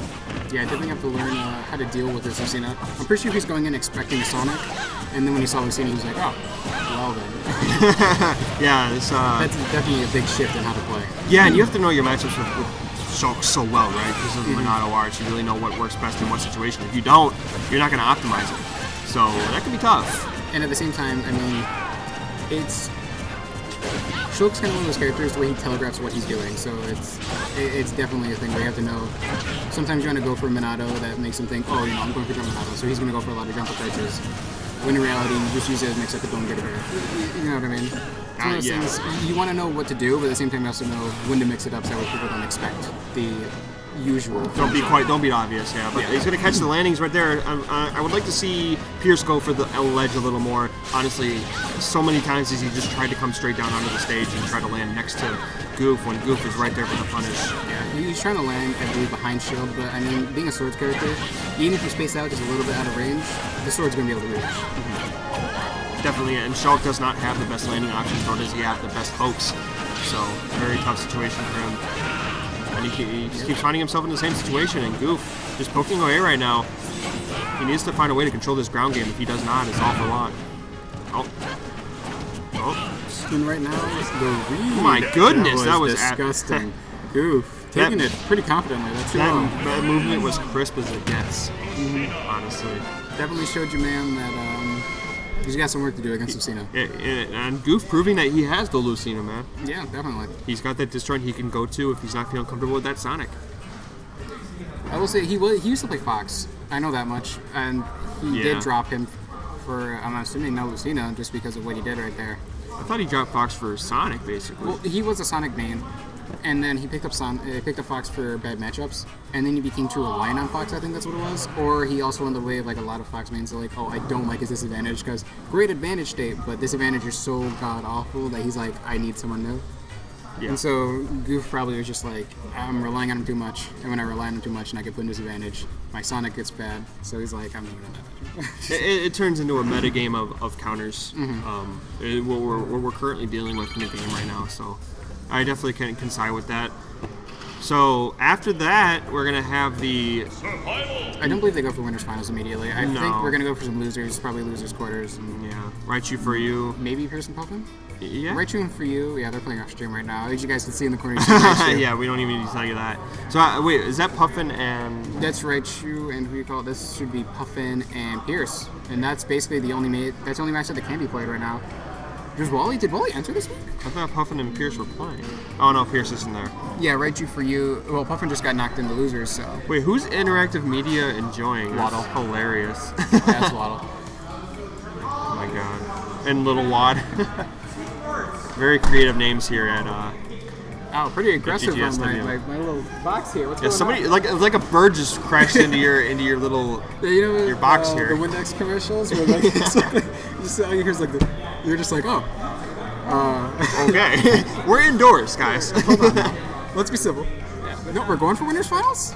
I mean, it's the only one that can be played right now. No. See, Puffin and Pierce are playing off stream immediately. I guess. Yeah, Ggsw and on. All right, so this is the matchup I think we all anticipated throughout the night. Obviously, no other PR is showing up, and Ggsw, of course, the king of Macomb right now. So, not surprised we're here, and we're gonna continue to see the Bayonetta for Nam until it stops working. I think the only time we'll see the Sheik is if he's in Grands on loser side. Well, I can see him. All right, if he gets bodied so hard, everyone switches to the main after that. If you go through on your secondary, I don't think he will. I'm calling it right now. He's gonna stay Bayonetta no matter what happens. That's my call. We'll bet on it. I'm a bad betting man. I lose every bet. Well, you might just win this one. No, I lost a 37-cent money match. It was really bad. Not even money match. It was a 37-cent bet. It was. Oh man, I was upset. I was like, how does that work out? The moment I made the bet, the person lost their stock, and I was like, all right, I know where this is going. We're getting into this. Ggsw and Nam, very comfortable playing against each other. I know that much. But Nam, dragging him off the top, using that Bayonetta, doing Bayonetta things. And Ggsw, after he showed some mad work on Pierce, now looks like his the favor's being returned for Nam. Yeah, what a start for Nam, of course, and that's what you can't have happen in the Bayonetta matchup. Last thing you want. Yeah. And he was able to mix it up just enough. You know, I'm not gonna lie though, it is kind of nice how he's playing Bayonetta instead of Shoot. And not just because he's working on a secondary, but also gives that Bayonetta XP for some of the people here. Because, I mean, not that many people play Bayonetta that come to this tournament consistently. The only Bayonetta player that does come is Xj9, and he barely comes. Yeah, Michigan certainly has a bit of a Bayonetta drought compared to other regions, so yeah, certainly good to see this. Yeah, the only two that come to mind for me is Ori and Xj9. Yeah. And when it comes to, like, the Midwest, you have Thyroid. And they're just like, oh, well, that's not enough XP for when I go out against SoCal. Right. Absolutely. Ggsw getting the jab to an F smash though, but here comes another combo from Nam. The up air is going to seal the stock. My goodness. Just disgusting. Why is the Bells mad at me? What did I say? No, I don't. Yeah, I just realized the Bells isn't here. That makes me a little upset. Yeah. The whole Bells family isn't here. It's just not the same. I know. This is, Ggsw is like known for the Bells. Apparently, you know what you did. Okay. So, unfortunately. Okay, I'll own it. I don't know what I'm you owning, showed up but... when they didn't come up. That's why. Yeah. The one time they don't show up, you show up, and they're like, I see you did it. Maybe he doesn't think that. Maybe he thinks that Nam will go Sheik at some point. Most definitely. I still don't think it's gonna happen until Grants. Yeah. And that's only if he loses, by the way. We're all. Unfortunate. There we so go. Ggsw pulling out his mark. I mean, I will say, if when he was playing Machine and he got that jab to the F smash, that would have killed if he was marked. So maybe he was thinking, I could have at least taken the Yeah, stock. maybe he feels he has the spacing to deal with it and pull it off. And Marth in this matchup, not horrible, pretty good actually. Not really. I'm not going to pull out any numbers for you, but. Yeah, we're not going to pull out the spreadsheet here. We don't know the MU spreadsheet here. but certainly something that he could deal with. Oh. Oh, yeah, okay. I mean, well, he's here. Okay, well, the temporary king, now that the Bowser is not here. At least he's here. Yeah. Anyway. Such a man. I mean, he's right, though. I did. Forgot about the Bowser. I forgot about a lot of players. I mean, whenever Waddle plays, whenever he does try, he does really well, too. Yeah. There's a lot of good players in the comb. Bow's Runes. Oh, man. Oh, my goodness. Oh, disgusting. That is unfortunate. Oh man. Anyways. Yeah, getting into this, it seems like Nam's just doing the same thing over and over again. DIing down, come at you, that's smart. Yeah, like I said, even if he loses the matchup, he's getting that XP against Bayonetta. Yeah. He's just gonna pick it up. We expect a little bit of clean play as the match goes on, but maybe a little too late. Hopefully for not.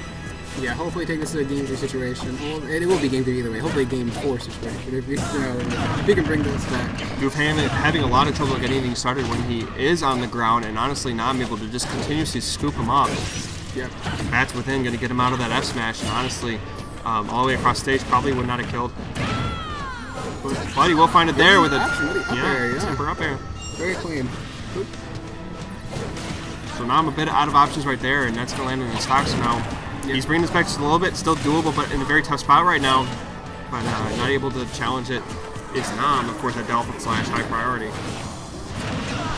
Oh, wow. Yeah. Yikes. Trying to two-frame him with a dare. Yeah, but it's very, when it comes to like trying to two-frame Marth, I always think it's just better to go off stage and try to hit him while he's coming in. It just feels so hard to actually two-frame him versus just going off and hitting him on his approach. But either way, I mean, he's up in percent, so why risk that option? Reed.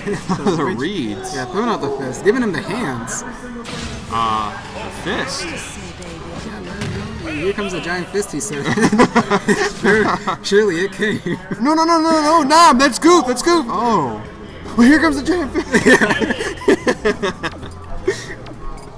No, it doesn't matter here, and this is a best of 5, so. You see a switch up, maybe?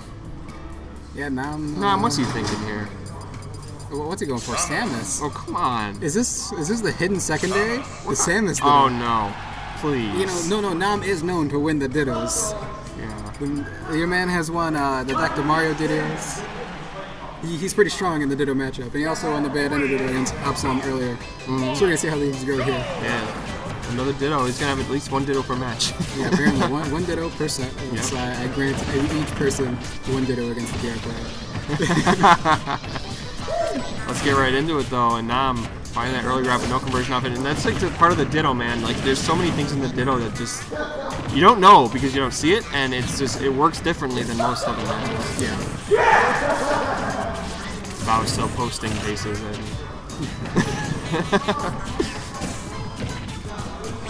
Right now they're pretty even, I'm not gonna lie. It's actually technically in Ruth's favor, so... Yeah, what do you think the key to the matchup is here? What do you think they have to outdo themselves in to win this Ditto? Spacing and keeping charge shot. True. That's all I got, like, you know... Because... The weird thing about it, I was watching this video. So, I think it was Ggsw who posted this. So, her bread and butter, dash tag, up air, you can actually mash the guy down out of the first up air and then severely punish her for it. Wow.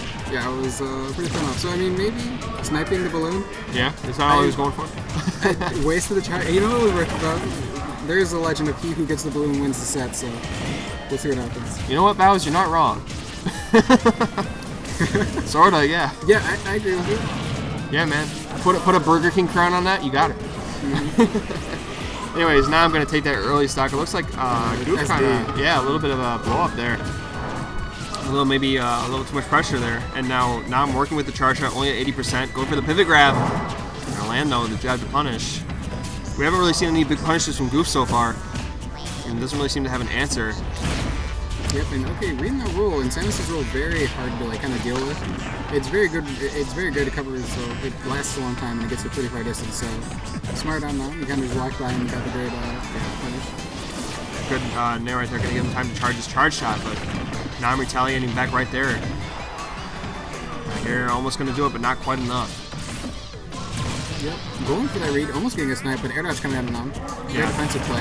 I think Nam is looking for one thing only on the ledge, just that charge shot, especially when he has it. Alright, just gonna lay down these bombs. The dash tag meets the super missile. I'm surprised that flanks. You just run right through that thing. Yeah. I don't think Kraid was running through those. My goodness, he's gotta be careful. Yeah, that potent outfit. Alright, man. Never want to sleep on that upbeat. Honestly, I think he should be going for the ledge a little more because Samus has great ability to get back to ledge. So, I mean, just abuse that. But he's trying to land on stage a lot, and Nam is really just covering his options. And Samus, a bit of a beast off stage, gotta be very careful. Coming up okay.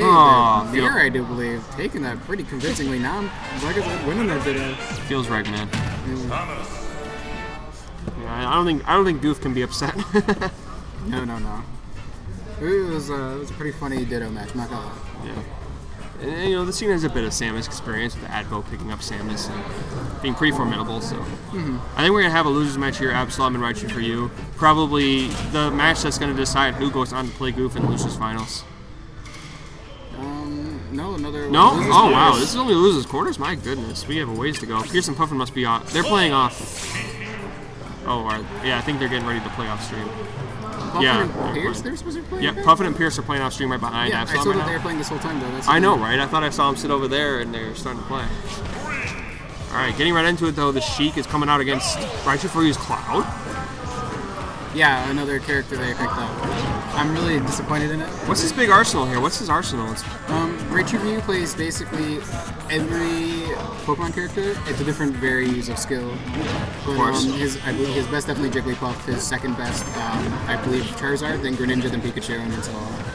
But other than that, I know he recently picked up Cloud to cover bad matchups. And then, like I said, he used to have Lucas. I'm not sure if he actually dropped him. You'd think with the full Pokemon cast under your belt, you wouldn't need to counterpick Cloud. Yeah, but I mean, everyone plays Cloud. But it works. Cloud's one of those characters where why not, essentially. He's like the why not have a pocket Cloud. Right. Well, so far working out here. He's got limit, able to make it back to stage, just currently on Absalom, not really challenging him right there, but getting a good Sheik combo right there, following up with the bouncing fish. A lot of percent coming out from Absalom right now. Yep, but like I said earlier, whenever you're playing against a Cloud, you're not really in the advantage until you take that stock. Yes.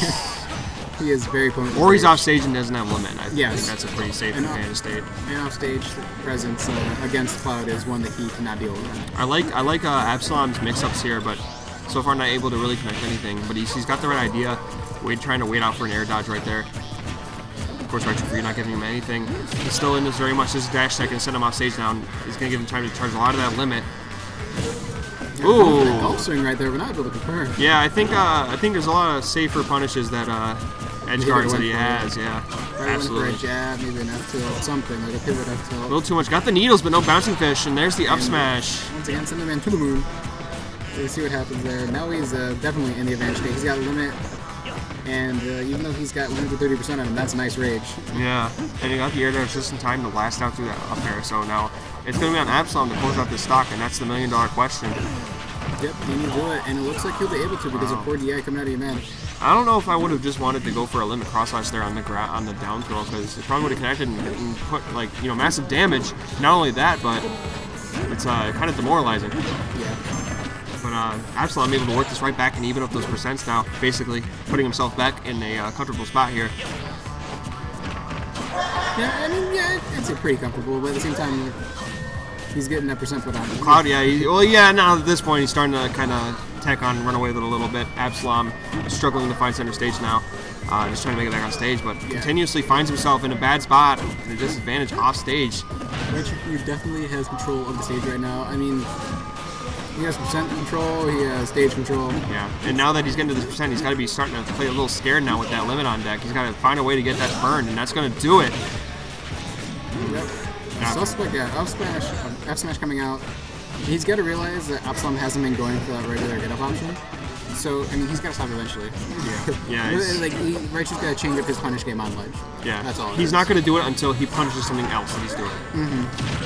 Until you condition him to do what you want him to do, he's not going to do what you want him to do. Once again, and he actually had the right idea that time, going for the nair, but the air dodge this time, able to get him out of it. But a back air. Coming out of your man.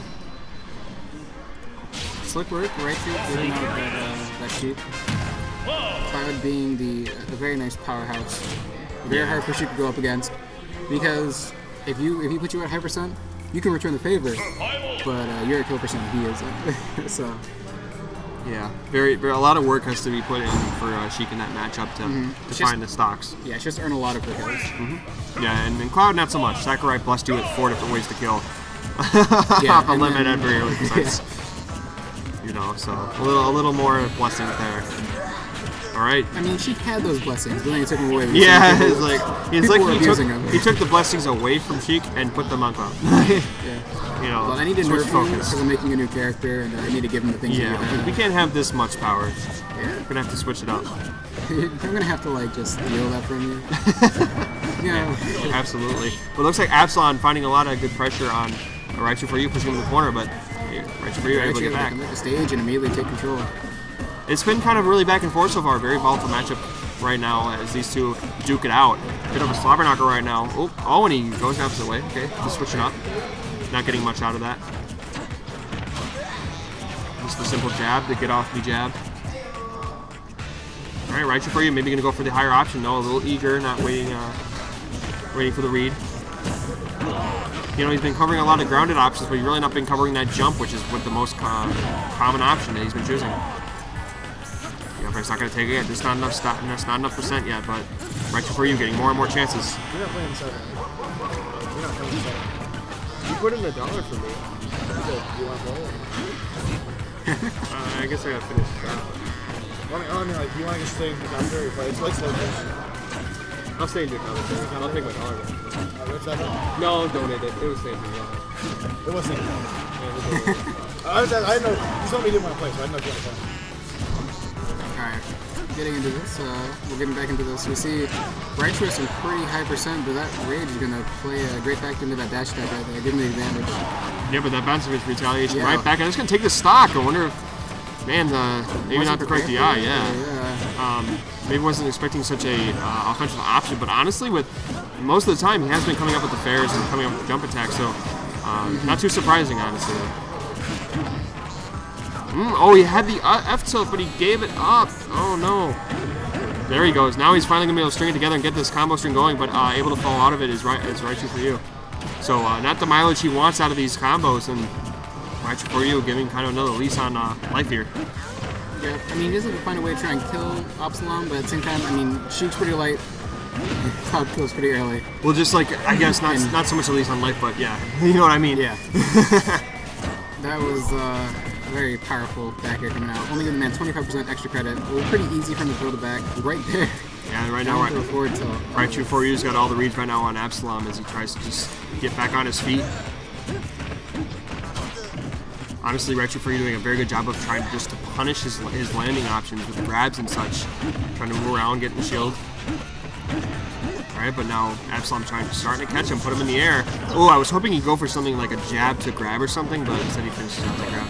I'd go for a grab. I mean, probably thought he couldn't get something. He's like, all right, if I go for the grab, maybe, I'll probably yeah. DI out of it, because he has been DI out of it. He hasn't mashed DI out of a lot of his things. So he's like, I'll just go for confirm with the rapid jab. True. And since, you know, Absalom put him at 110%, he's doing pretty comfortably. Especially seeing how he has that fast follower status too. All I gotta do is regret the percent a little bit more, and that up air will definitely seal that deal. Oh no, a misinput right there, and that could have been a much bigger punish. The little cross slash was right there. With that rage, and then he went cross. And then he misses. Like, that's so unfortunate, but the dash attack's still going to keep Absalom off stage.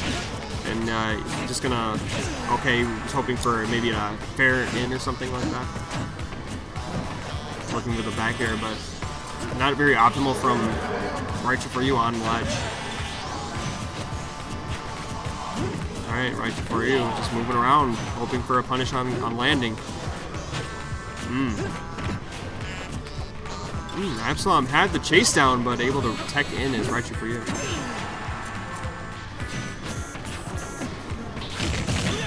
Okay, getting that, going for a rear right there. Expecting to get up after the regular one, but I feel like if he was a tad closer, perhaps he just overwhelms him with it, but he was a little far out for that.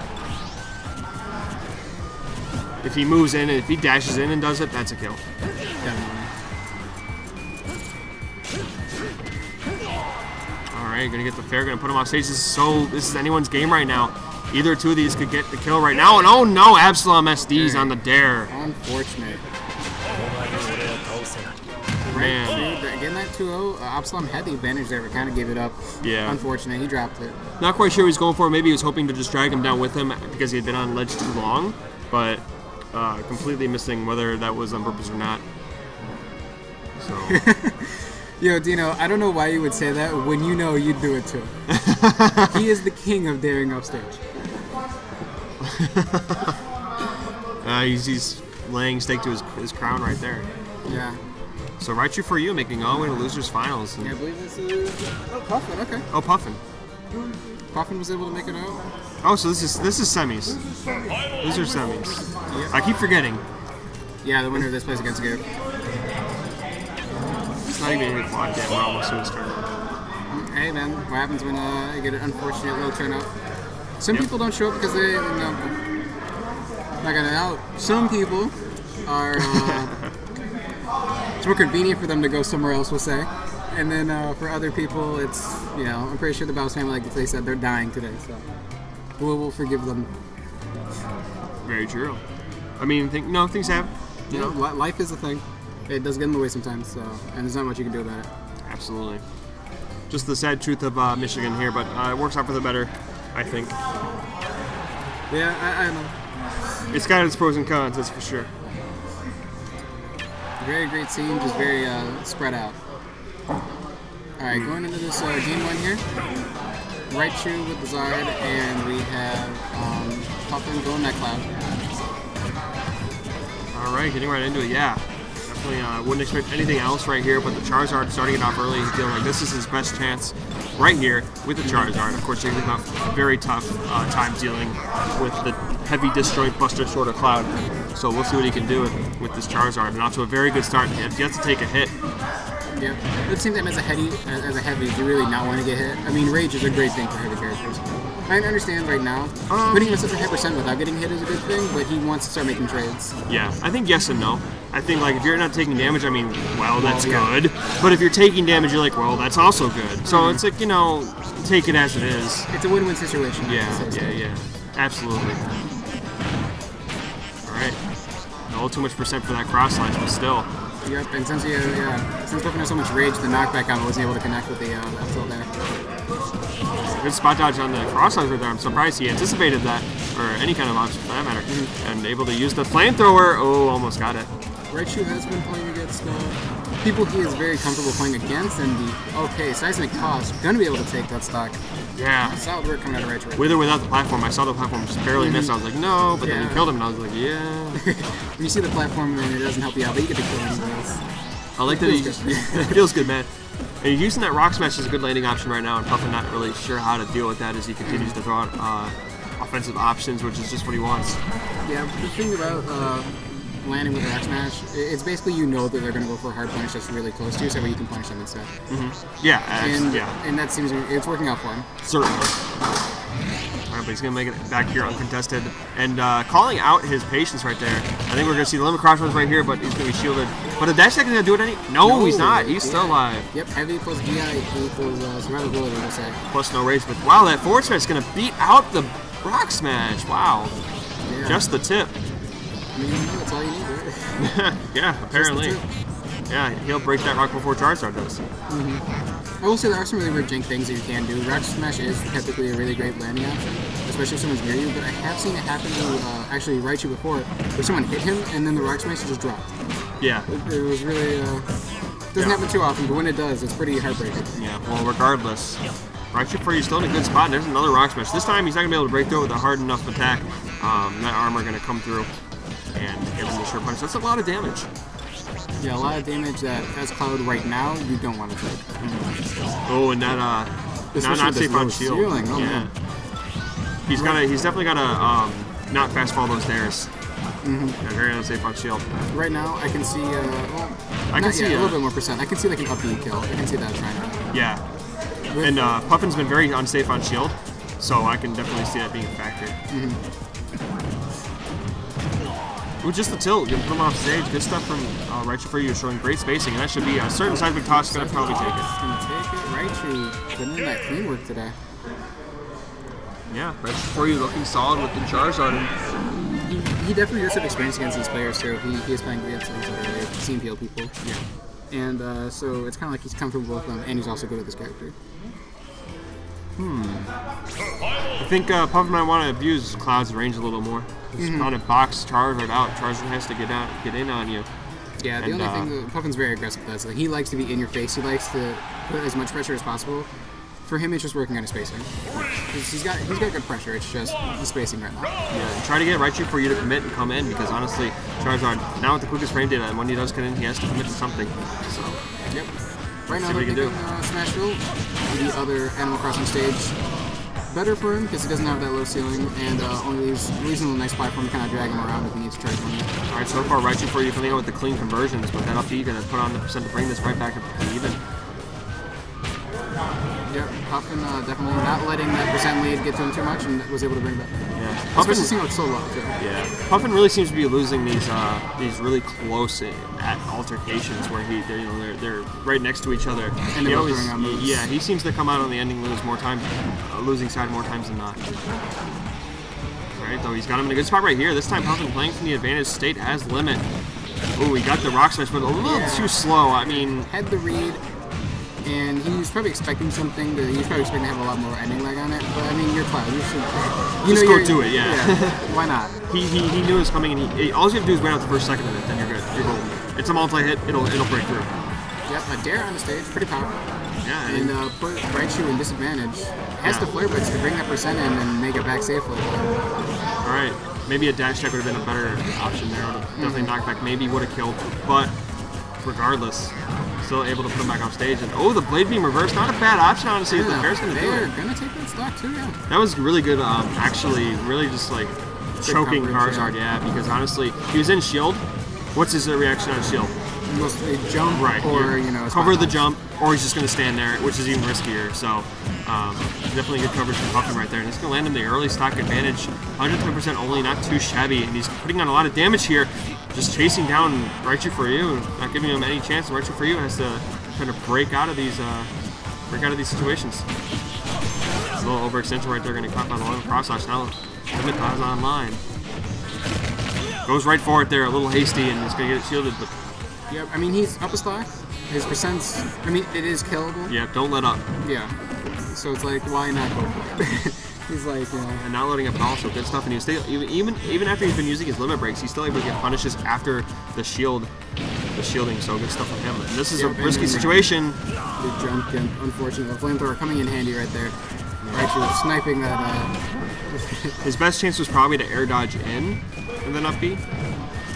Try to get past the flames a little bit and get in. It's kind of one of those things where you see Charizard on stage in your cloud, and you know you have a second jump. You know he's looking to snipe it with that flamethrower. So probably should have went for like a jump as he air dodges, you know, instead of trying to wait and air dodge. Yeah. So unfortunately for him, that's going to land his stock, but still in a very good spot, 100% overlapping on these stocks. So he's you know, going to get limit here in one second. So he has it right now, and one limit cross slash should do it. Yep. At the same time, though, for him, I'd want to save it. He has been burning it a lot recently, so I can see Raichu expecting it, and then, okay, never mind, just fair on the stage and take the stock anyways. Yeah, we've seen quite a few unsafe dash stacks, and that's going to finally do it. Puffin picked up on the approach with the shield with the Rock Smash, and he started grabbing, and he also noticed the dash attack approaches, and now he's punishing him. So nice work, nice adjustment on Puffin there. Yeah, so I think Raichu for you is going to have to really mix up his approach options this next game. He's really going to have to find ways to maybe find movement that'll bait instead of throwing out attacks. Because he needs to get in there and he needs to get Puffin to do something. But really, I mean, a dash attack? Yeah, I'm going to quite do it. Go in there, maybe a couple empty forward, empty hops, and then also if he needs to, after he picks up on the empty hops, goes for some fairs. Either way, going into Battlefield to the next stage wants some survivability, I'm assuming, but I guess it does play a good role for him. Both these characters can survive with Battlefield, but I mean, for Cloud to survive, he needs to burn limits sometimes. So, well, Charizard has so many recovery options. Yeah, those 3 extra jumps really, really help out. Yep, and also Flare Blitz, even though it is a trade in percent, it can grant you safety sometimes. No one ever wants to challenge that off stage, because for the fear of messing up and getting punished super hard. Yeah, your best bet is to outspace it, then punish it, punish the landing hit. For sure. And Puffin really running around here, getting grabs. Good stuff. Got him on ledge right here.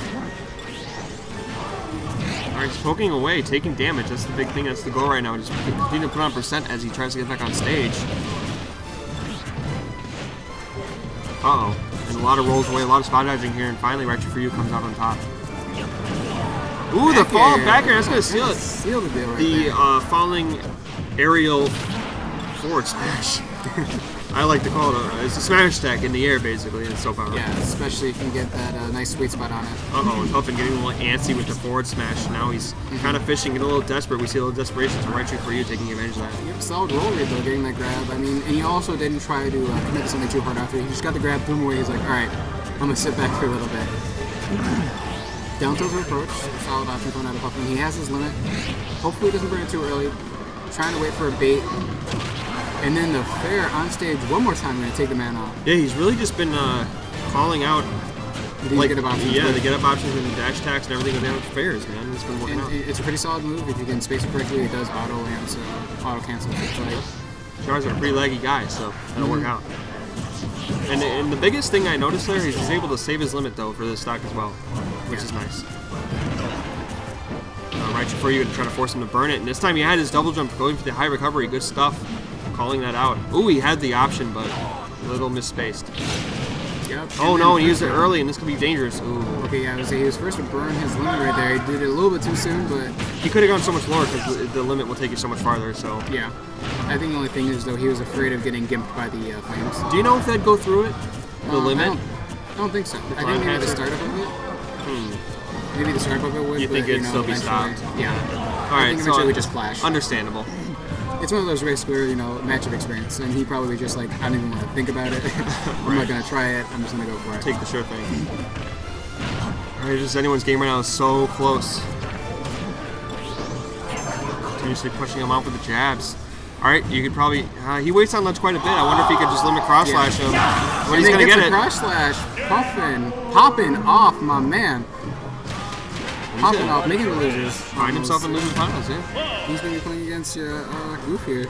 I'm sure Puffin's very happy to get that win over Raichu for you. I'm sure they go back and forth. I'm pretty sure. Raichu for you probably has the advantage Yeah, in that one. I especially think seeing that he's pop very out. happy he won that. And I think this is probably like one of the farthest he's ever made in bracket too. So he's definitely feeling himself today. He's like, yep, feeling confident. All right, yeah, you've made it to face Goof. It made it to losers finals, sinking into the chair, sitting real comfortable. Looking at it. He's really savoring the moment Oh, yeah, here. he is so in it right now. Thumbs up. Definitely chilling. That is the god tier chill. He's just happy to be here.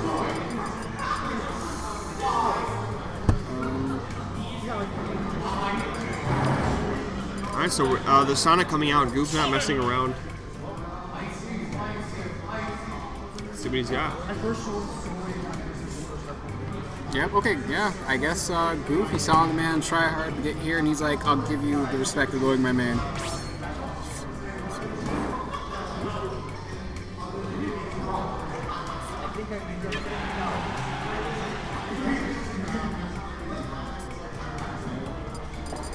By the looks of these gentlemen are going to be getting into it. They have decided who's going to play who. Goof playing Sonic, Puffin playing Cloud, going to Smashville, starting things off here. And this can be a pretty tough game. Like, in my opinion, I think this is pretty even. Because if the Sonic is really good at chipping, it'll be hard for Cloud to do anything. But, you know, if the Cloud's good at avoiding kill options, then it'll be hard for the Sonic to do anything. Very much so. It's, this will basically be a battle of who can control.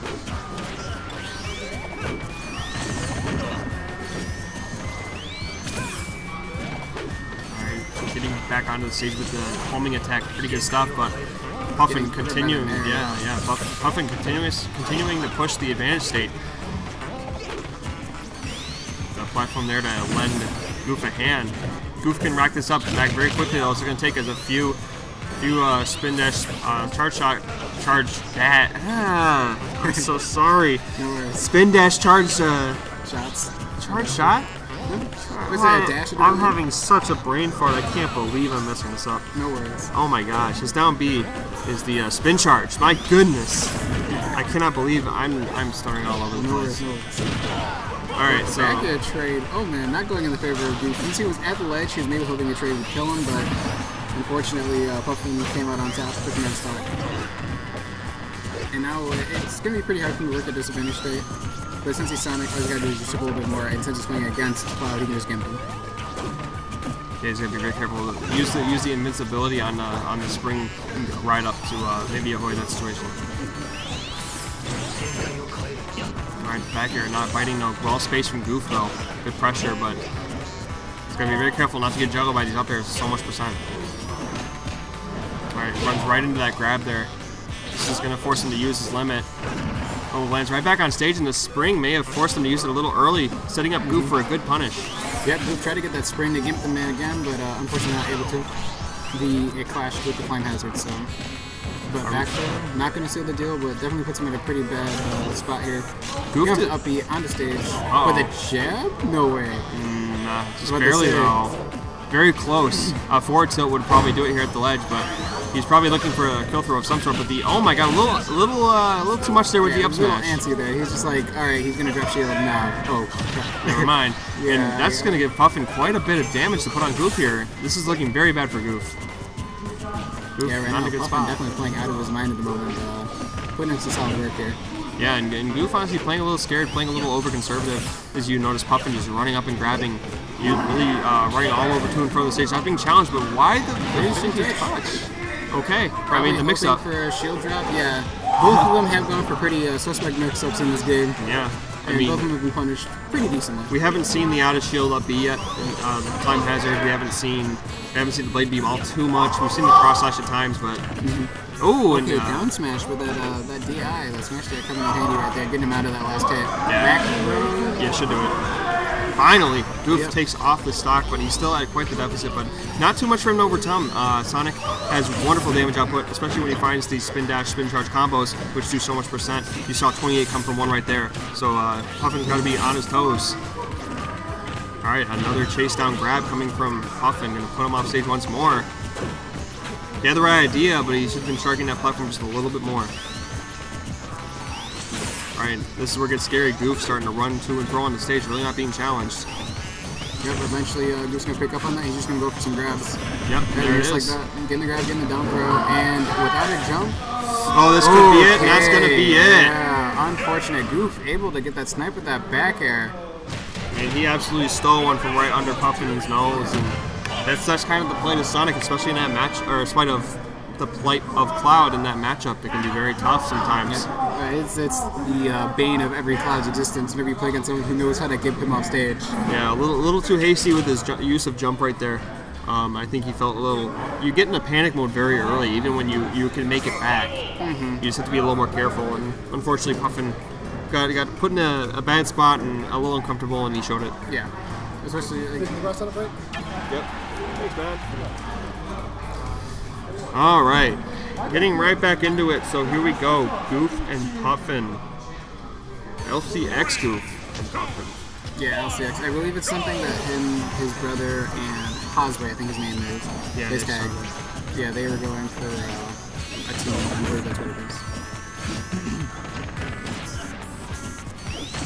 Alright, so getting it going in the early game here. Of course, Goof just looking for those spin dash combos, maybe looking for a few grabs. Definitely looking for like an up throw to get the combo started. But so far, he's just really been relying on mixing up his timing with the spin dash combos.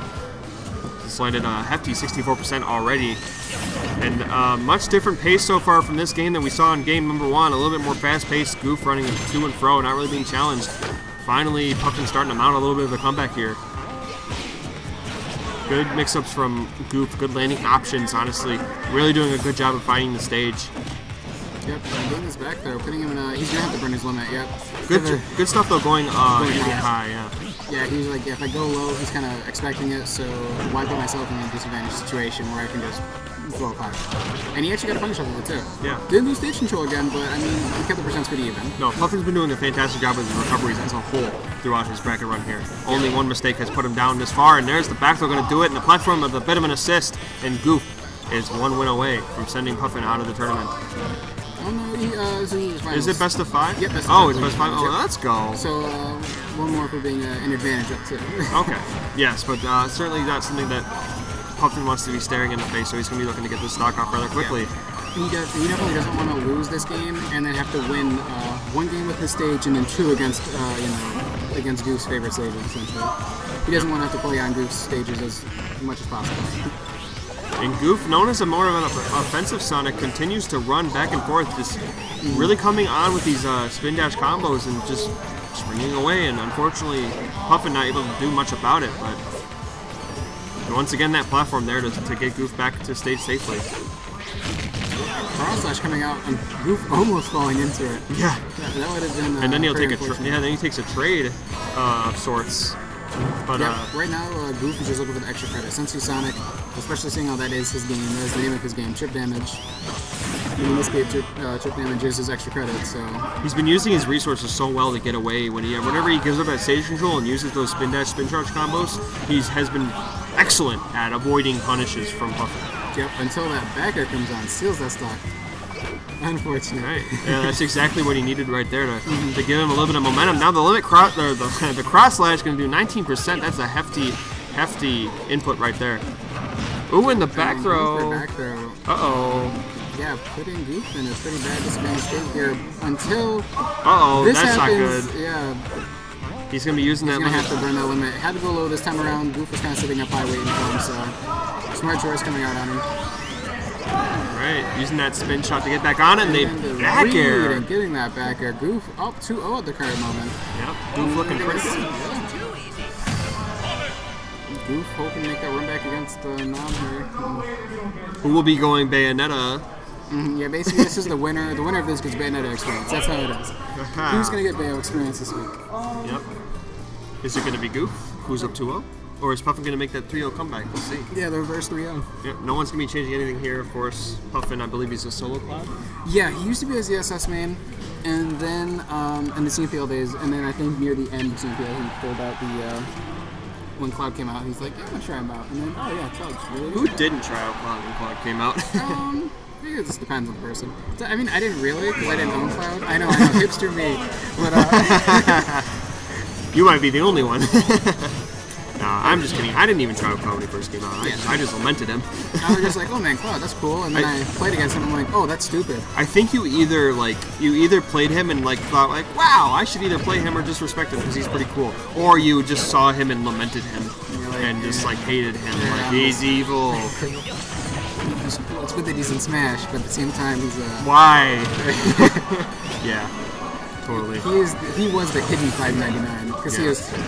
Him and Corrin were in the shadow of Bayonetta, so. Yeah, really. And Bayonetta just kind of crushed everybody when she first came out. But talking about this match here, we go to FD here, and that's a good counter pick for Puffin in this situation. Really, they're going to be looking to punish those landing options. Yeah, the landing options, because Sonic does use his resources in those situations. Yeah, and a lot of Sonic's resources aren't really meant for landing. And, like, there are a lot of his options. Like, his best thing is if he can dare on stage laglessly, but you can punish that. And then there's also maybe spin shotting to another spot of stage, but if you know what that he's doing that, then you just kind of adjust accordingly and punish accordingly. Yeah. His landing options are very limited. Reads you can certainly make, and just kind of follow him wherever he goes, and you should come out with a punish. So much closer game here so far, but honestly now Goof starting to kind of put it away. 145%, but this is still very even. Oh my goodness, what a read! Was able to keep him alive long enough to that up smash to miss. And then he got the confirm with a back air instead. Yeah. I like the attempt, but that kind of just turned a complete 180 for Goof right there, getting that stock off. Yep, Puffin went for a hard commit, and unfortunately he paid the price for it. Trying to go for that up smash, but Goof playing Sonic. I mean, certain characters, when you run in, it's hard to stop, but Sonic, I believe, has the best out of sprint animation. So he can just kind of run up, stop, wait a second. That's danger. Yeah, he can run at his full speed, but then just stop on a dime, and that's something he really uses with advantage. Alright, this is very... Okay, good option right there, using the up B early to catch him he on said, the ledge. I'm not going to go low. That's just going to end up in bad things. Just going to go high, get some percent in. Not giving him the opportunity. Yep, but right now, Goof showing confidence in this map, too, actually. Yeah, he's certainly not altered by it. Yeah, okay. Yeah. So the meaty F tilt comes out and takes him into the stage. About time, yeah, there we go. And those for the F smash, I don't know if that was probably expecting an air dodge read, yeah. Not very seldom you actually see that though. In the high recovery, you land in the back air, that's gonna do it. Gonna take it 3-0. Pretty solid work coming out of you, man. So unfortunate for Puffin, died at third place, but a really great run coming out of you, man. Yep. Props to him, making it farther than he ever has. So we're very excited for him. We're gonna go right into grand finals, and I think it's exactly what we expected here today. Yeah, seeing how the contender Bowser is not here to put in any type of mix up. I was kind of hoping you'd leave that smiley face. Yeah. It was an accident, but I mean, I could put it in maybe. Let me see. Don't give it to Nam though. Oh, yeah, Nam is not deserving of a smiley face? No, he doesn't smile enough. Oh, okay, I see. I don't see a smile there. Do you? No, I mean, you know, the man's concentrating. Yeah, he's in it. He's in it to win it here, and the Bayonetta coming out. So we might just see him through and through with the Bayonetta. So we'll see what Goof can do. And this is not a, you know, Sonic does alright. Sonic does alright in this matchup. It's not horrible. It's very easy to bait anything and then punish as Sonic. So even if Witch Time comes out, you can get, like, you know, you can kind of run away, bait the Witch Time, and then come in and punish. Yeah, certainly. Just seeing how, like, Sonic also has a really good grab game too, so Witch Time would probably be a bad idea sometimes. Like, you know. Punishing Bayonetta is the utmost importance because you really have, you can't let her run around freely because then she'll never hesitate to put out a move that might land and might get something started for her, which is where you don't want to be, so you definitely want to make her think twice about what she's doing. Well, at the same time, you don't want to be too aggressive because if you put her in a defensive state, Witch Time will come out a little bit more. So, and yeah, they're punishable, but eventually all she needs is one. All she needs. Certainly. And at this percent right now, one will most likely do it. Just get Witch Time, get half charge up smash. Now I'm going to play pretty defensively, and Goof have to play a little bit more passive. Alright, getting something started. That down tilt, oh my goodness, still able to get something started even though it's sent that far back. That down tilt starts everything, and it is the catalyst. Ooh, and the trades. Back there, yeah, I was gonna say, even though he wasn't in percent, he was down in percent. He was able to spring out and get some percent honor, but wasn't enough. All there was able to rage to kill him with that back air. So you notice Goof picking up the pace a little bit here as he struggles to 5% and struggles to get Nam into any kind of disadvantage state, and now Nam kind of starting to run away with this a little bit. Good trade right there. He'll take that, I suppose, but you don't want to take too much percent. at this current moment, especially being down in stock, trades are decent, but they're avoidable if necessary. Yeah, you definitely want to avoid them if you can, and unfortunately, here we go. Okay, so much percent coming out from that combo. Alright, saw the spot dodge, but just not quick enough. And Nam is finding every opening he needs to get this going, and that should be it. Out there now, I'm taking the first game. Pretty handily. Too, yeah. Pretty handily. Two stacking, man. Yeah. That Bayonetta is starting to look just more and more polished every time we see it, man. Yep, and that's one of the reasons why you bring her out. You bring your secondaries out in tournaments like these sometimes. It's like, why not try it out? Yeah. Well, what's he going to do here? Going out. Nam pulling out a new secondary. One more? Alright. Certainly something that Michigan needs. Yeah. Nam really being a homie here, giving us all the experience we need. I mean, shoot, I can't even think of an actual Alf/Olimar player. Well, Bow's is picking him up. I know that. But not really like main yet. That's a secondary. That's like his counter pick for Bayonetta. Right. So, got Downto's coming out, Honey Man Goose. Well, maybe now I'm thinking about that possible Bayonetta pick in the state. You know, he might play Bayonetta, but you don't want to, not necessarily Ditto. Yeah, sometimes Dittos, especially against a main, they assume main's Bayonetta versus you pulling out your secondary to It can be Ditto. tough. Yeah, there's just a small chance of them doing just a little bit more. I don't know. I do like the idea of going Olimar though, or /Alf, because Sonic is chip damage, and Olimar is that as well. But the difference is Olimar doesn't have to commit to getting in your face. Yeah, he has to spend so many less resources to actually get what he needs. All he's got to do is just throw a Pikmin. Yeah. Right now I'm set up for, got the kill Pikmin set up. Not really something he'd want. Might want to actually throw away one of the purples, that way he can get a white and a blue maybe. Yeah. Because these percents are way too low for him to get anything at the moment. Yeah, it's going to be very, very slow chip damage if anything. Now he's got a yellow, but it's still not what he wants. I'm surprised he just hasn't gone and thrown off these Pikmin.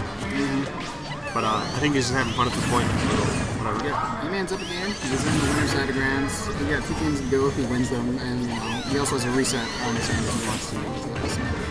And he's got the kill set up here with the Pikmin, but the finally displays a white now. He's just got to get him in line. That's kind of the hard part about Pikmin, You gotta figure out which one. You gotta figure out how to get the one you want. You gotta be very strategic in planning out your moves way ahead of time. Because honestly, it's all based on where your Pikmin are and how you're using them. What right Pikmin now, you have. 3 purples on deck. My goodness. Yeah, this would be very dangerous if Goof was at 90%. Yeah, right.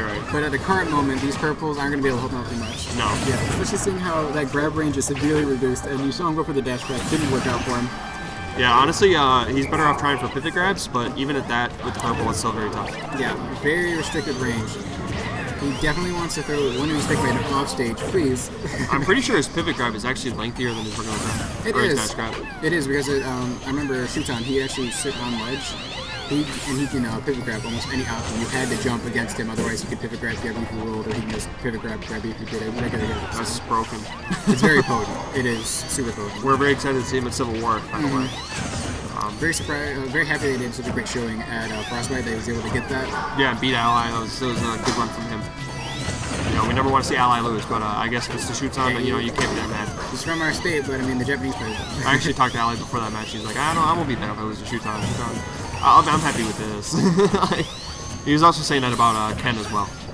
They're both from very good players. Yeah. They don't rely on the gimmick so much as several people do with their characters. Like Ken, a very aggressive Sonic. Yeah. So it's not really like you lost because you can't throw out. Right, and it was one of the most clutchest. Definitely one of the clutcher sets I've seen from Ally. But talking about this right here, Goof, dealing with this Alf pretty effectively, to be honest. Yeah, I mean he's chipping. He's just gonna find a way to seal the deal right now. Yeah. But he's definitely in the lead. So long as Nam doesn't get the 3 purples they had last time, Goof will be pretty okay. Yeah, and right now I think what he needs is a grab of some sort. Maybe a back throw near the ledge, or maybe a forward throw to kill here. I think he's gonna be looking for a grab. Yep, there it is. And then good mix up. Throw. Up throw. Gonna be able to seal the deal. That was so smart, coming in with the running in with the charge shot, but then just canceling it right at shield. You can do that, and that can land to a good mix up. Gets the grab, seals the deal. And now got a lot on the background trying to coach mid-game here. He's like, get rid of the yellow, please. I think they're doing the side event as well. Yep. Side event, I believe it's for charity for muscular dystrophy. Yep. very good work coming out of you, man, while doing this other kind of stuff, right? So, kudos to him. Yep, very good cost. Right now he's got the yellow pigment, the purple pigment, and the white pigment on deck, so not a bad setup to have, especially for kill setups, but he's taking so much percent already at 99, about overlapping him. Almost got the reverse pivot, or got the pivot grab there on line. Uh-oh. Okay, homing attack, a little suspect, and then the taunt come out on please. I believe taunt to get body is still a true combo. It is a pretty potent combo too. It's disgusting to see sometimes. But at the same time, no, I'm definitely not going to play aggressive after taunting, so good work on him. And we notice Sonic does have the good ability to get pigment off of him when they are on him, just has to there. Yeah. So pretty hard for Nam to keep anything going on him and rack up damage as he does on a lot of the cast. Uh-oh, up air almost sealing the deal. Not enough crowd damage on him though, but that one will do it. Up air gonna do it. Good, taking it. Alright, so I don't think we're going to be seeing the Puckman again. You never know, man. Maybe he'll convince him to Pikmin ditto. That would be the greatest haggle from Goof in the history of haggling. Yeah, like I said, Nam's got a good record at Pikmin dittos, so at dittos in general. So going back to the Bayo. So yeah, that was fun, but obviously I need to work on my Pikmin management a little bit more. Yeah. Are you good with Smashville, he says, and Goof agrees. Interesting. Yep. Going out Startville for the middle of this Grand Finals first set here. Alright, so Nam picked Goof apart pretty handily in the last set he played against him with Bandana, the last game 1 that is. So we're going to see if Goof can make some adjustments and maybe just try to improve this baiting game a little more. That is what Sonic is built off of. Right now, Nam is kind of hopping around with those short hop narrows. And convince Goof to approach and then body. Alright, here's the difference between Bandana and the rest of the cast against Sonic. When you go in the air after your spin dash or spin charges, that can be punish city for Bandana. Those witch, you can just come right up with that witch twist and nab you, and then you're already up in near the air, up in the ceiling area for your combos. Yeah. Yeah, thanks. And that is going to be not it. Oh, it is going to be it. He got the up air. Taking the man to the city. Yeah, so I think he has to be a way more conservative, way more safer with his, not even in the air, just with his use of spin dash and spin charge. You gotta be so much more careful because when you have to use your resource to get away, what are you gonna do? Go in the air. Yep, and then Nam's inner sheet come out, getting that ledge better, pretty handily right there. That's within coming out on the spin dash, but the up air gonna catch him. All right, here we go. The tech on the platform saving him from the witch twist combo. Oh, witch time. Here we go. Nope, we can't get much. Yeah, he's too high from the FDS finish possibly connect. Smart work. He still has another one to come though, and it could be the stock if he's able to land it, but it's gonna be a little shorter this time around. All right. Man, Goof just trying to seal the stock off. He's having a hard time doing so. Yeah, he's already got him on the time of this taking out first stock, and he's got to take out another one. Footstool not going to work too well against the Sonic. But that back air will catching the get up option. And then Nam, yeah, opting for something suspect. Yeah. Something I don't understand what it is. Yeah, kind of crossed himself up a little bit, and sometimes that happens to the best of us. Yeah. And back air almost did seal the deal. Nam has no fear down there. Baited an absolute beast off stage. Yeah, one of the best recoveries in the game, especially going so low. Yeah. There's not even some people that think that like even when you're off stage as Bayonetta, you're somewhat at an invaded state, which is a little ridiculous, but it's true. I mean, so what are you gonna do against that? Right? Yeah. What are you gonna do? Attack her? You're gonna get witch twist or something, you know? You get back air. Come on. I mean, she feels like it. She was witch time. I think witch time and Nair are just so broken off stage. Just so broken. That Nair, look how long that Nair lasts. Are you kidding me? And it auto cancels? Yeah, come on, man. It's broken. It's like the best of Cloud combined with the best of Sheep. Yeah, really. And okay, back air. Back air gonna coming do it. out. Nam taking it up 2-1. All right, now I'm one win away from taking this tournament. How many entries do we have today? I don't know. Maybe that looked like a 60-man bracket when I saw it. 16. So. Yeah, nice warm-up for you, you know, to get far ready. short of a PR eligibility, but that's why he is using the Bayonetta here today. Yeah, there's some pros and cons to not being PR eligible. Pros are you can work on your secondaries not worrying too much, especially for PR players. Because, like, you know, some of them, I can imagine them being scared to use secondaries. What do you think about knocking the price down for PR in PR eligible tournaments? I think it would be better. Yeah. But at the same time, like, be better for players who show up, which would make more events PR eligible. But if it backfires and the same amount of people show up anyways, then some PR players who came, like say Nam, for instance, they would stop coming. Yeah. Because they wouldn't be able to afford gas. You know what I mean? Whether they won or lost, it's like, it's not, the pros versus Less cons money. become way too much. Yeah. The cons outweigh the pros in that situation for some PR players. Definitely. You're really turning it into a Smash Fest at that point with a mock tournament. But either way, regardless of that point, we got a game 3 here with Nam and Nam and Goof, who's trying to take it to this band out of here. He really hasn't been able to do too much just yet. Yeah, opting for Diamond City, pretty dangerous because of that low ceiling. Yeah. I mean, Nam will definitely say thank you for that and take a man up top. I think Bayonetta gets a little more out of this stage than Sonic does, to be frank. Yeah, I think the main thing that Goof goes for whenever he picks Diamond City isn't actually for the top, he goes for the side plus, the side blasters. Yeah. He definitely wants to go out the side with maybe that back air or maybe a back throw. Yeah. He definitely goes for them a lot more. Ooh, and a nice confirm right there. Yeah, that's good stuff right there. Knowing his percents, you know he knows his kick. Back of his hand, another one. Almost going to do it. Yeah, just a little stale. Yep. Just from the first one, unfortunately. Unfortunately, yeah, would have certainly sealed the stock. When you get the read twice, but it doesn't work. Tech coming out of Nam doesn't want to look suspect. He doesn't want to look like a fraud, definitely text that, but decides to look like a fraud in another words. Miscounting. Yeah, but the dare, and there is the taunt. Channeling his inner Captain Zack here, and definitely makes up for any shenanigans he might have had there. I mean, in my opinion, the Captain Zack for me is whenever he gets that kill and just like the swag walk away with the bandana, you know? Yeah. For me, that's the Captain Zack. Absolutely. Yeah, you see that time and time again. Just the ultimate disrespect. Are we gonna see him up top here? Goes for gets the forward tilt, but not able to follow up. Alright, Goof gonna lay on some good percent himself, finding a solid conversion with the up air to back air off the spin dash. And starting to mix it up a little bit with the spin charges and spin dashes. But getting a little too high up in the air for my liking. Now I'm able to capitalize on that. You never want to be adrift in the air a little bit. No, you want to get down to the stage as quickly as possible, and you want to keep under her if you can. Alright, starting to mix up a little bit, coming back with that. You know, has a small lead here, trying to work with it, but here comes the Witch Twist combo. Gonna fall out of it though. Good DI away. Alright, now he's starting to get a little risky, a little predictable, running back and forth. Spam that air dodge button. Yep, gotta spam the air dodge while mash the eyeing out. You never know. The two things you have to do against the bandana. And right now, I'm just kind of like the way to seal this deal and take this hit of it. Yeah, just very smartly spacing backers and throwing out airs. You have to respect those. And well, Goof on the other hand, just trying to take this game 5. He's taking it one game at a time. Yep, trying to make it game 5 here and almost gets it. Yeah, that looked like, in all honesty, it looked like it connected, but yeah, just barely missing it, man. Just barely, if so. That's all you need. Oh, but the back air is going to do it. Yeah, back air ledge get upgrade. Goof taking us to a game 5 situation. Celebrate.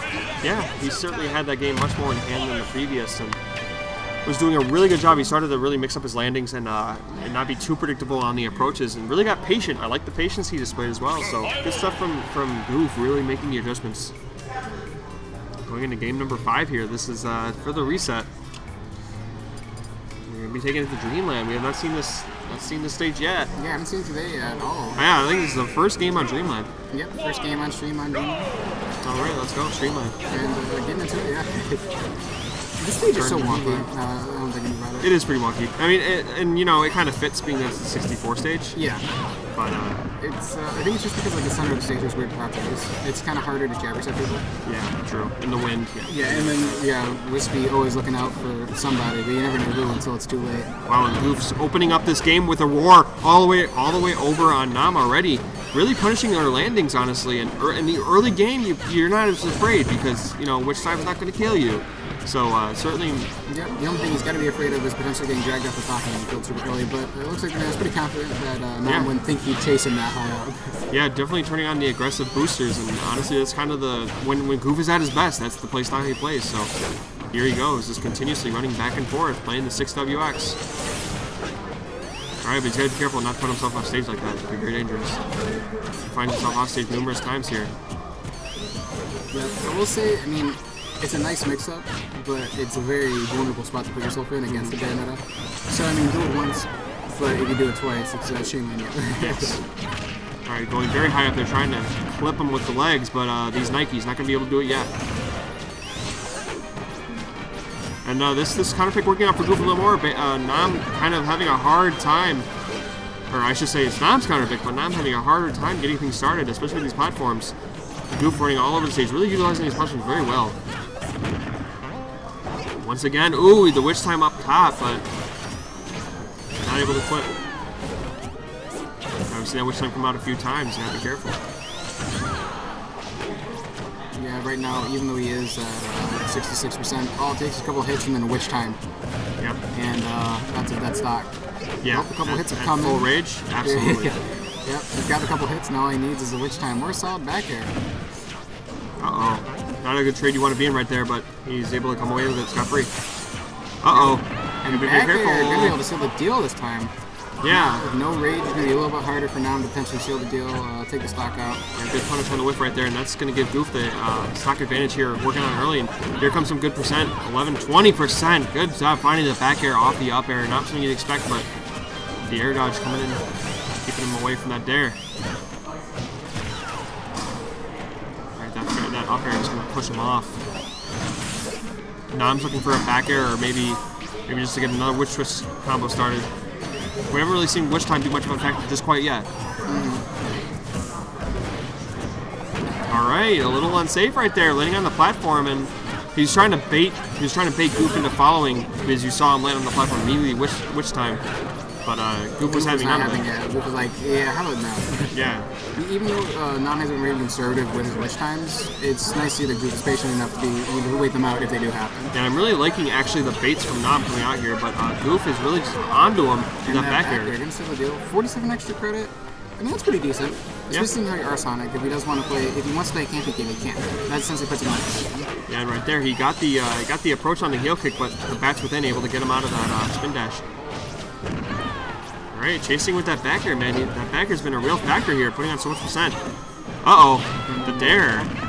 Tried to, yeah. To the fair right there. Yeah, kind of tried to catch him off guard with the dare, but not having it. Yep, and right now Ggsw just sitting in shield, waiting for those options to come out of Nam, and then punishing him accordingly. Uh-oh, you want to be very careful here. Yep, but the SD coming at you, man. Nam, unfortunately, going to reset the bracket here for Ggsw. Ggsw kind of forced him to use his resources where he didn't want to, and kind of getting lost in the damage he was putting on. Didn't realize he was out of options. Yeah. So now this is where we might actually see the sheet. Potentially, but you never know. We're gonna see. Yep. Okay. Yep. Yeah. Here this it is comes. why I'm not a betting man. Yep. Remember how I told you that? I should have bet you 37 cents. Yeah, so I can lose money. Man, I don't win very many bets myself, but I'll take that. So that's why I am not a betting man. I only bet when I know I can win. Well, then why is it a bet? Well, exactly. That's when you know. They're beating the point of bets. You must be a true god. That's why I don't bet.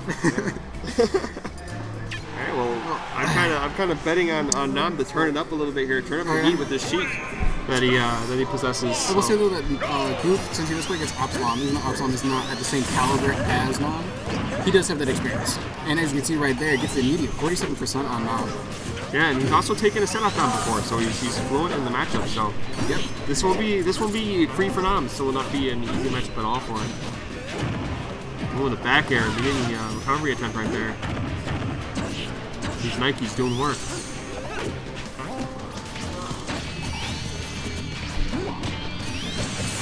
Yeah, I'm liking the shield pressure coming out of Ggsw right there. Yeah, you notice he doesn't allow the spin dash or spin charge to continue after he hits shield, so he can possibly get a cross up. Yep. So that's very good play from Ggsw right there. And definitely that whenever you do that, that's like gonna have to be reactionary on the person you're playing against.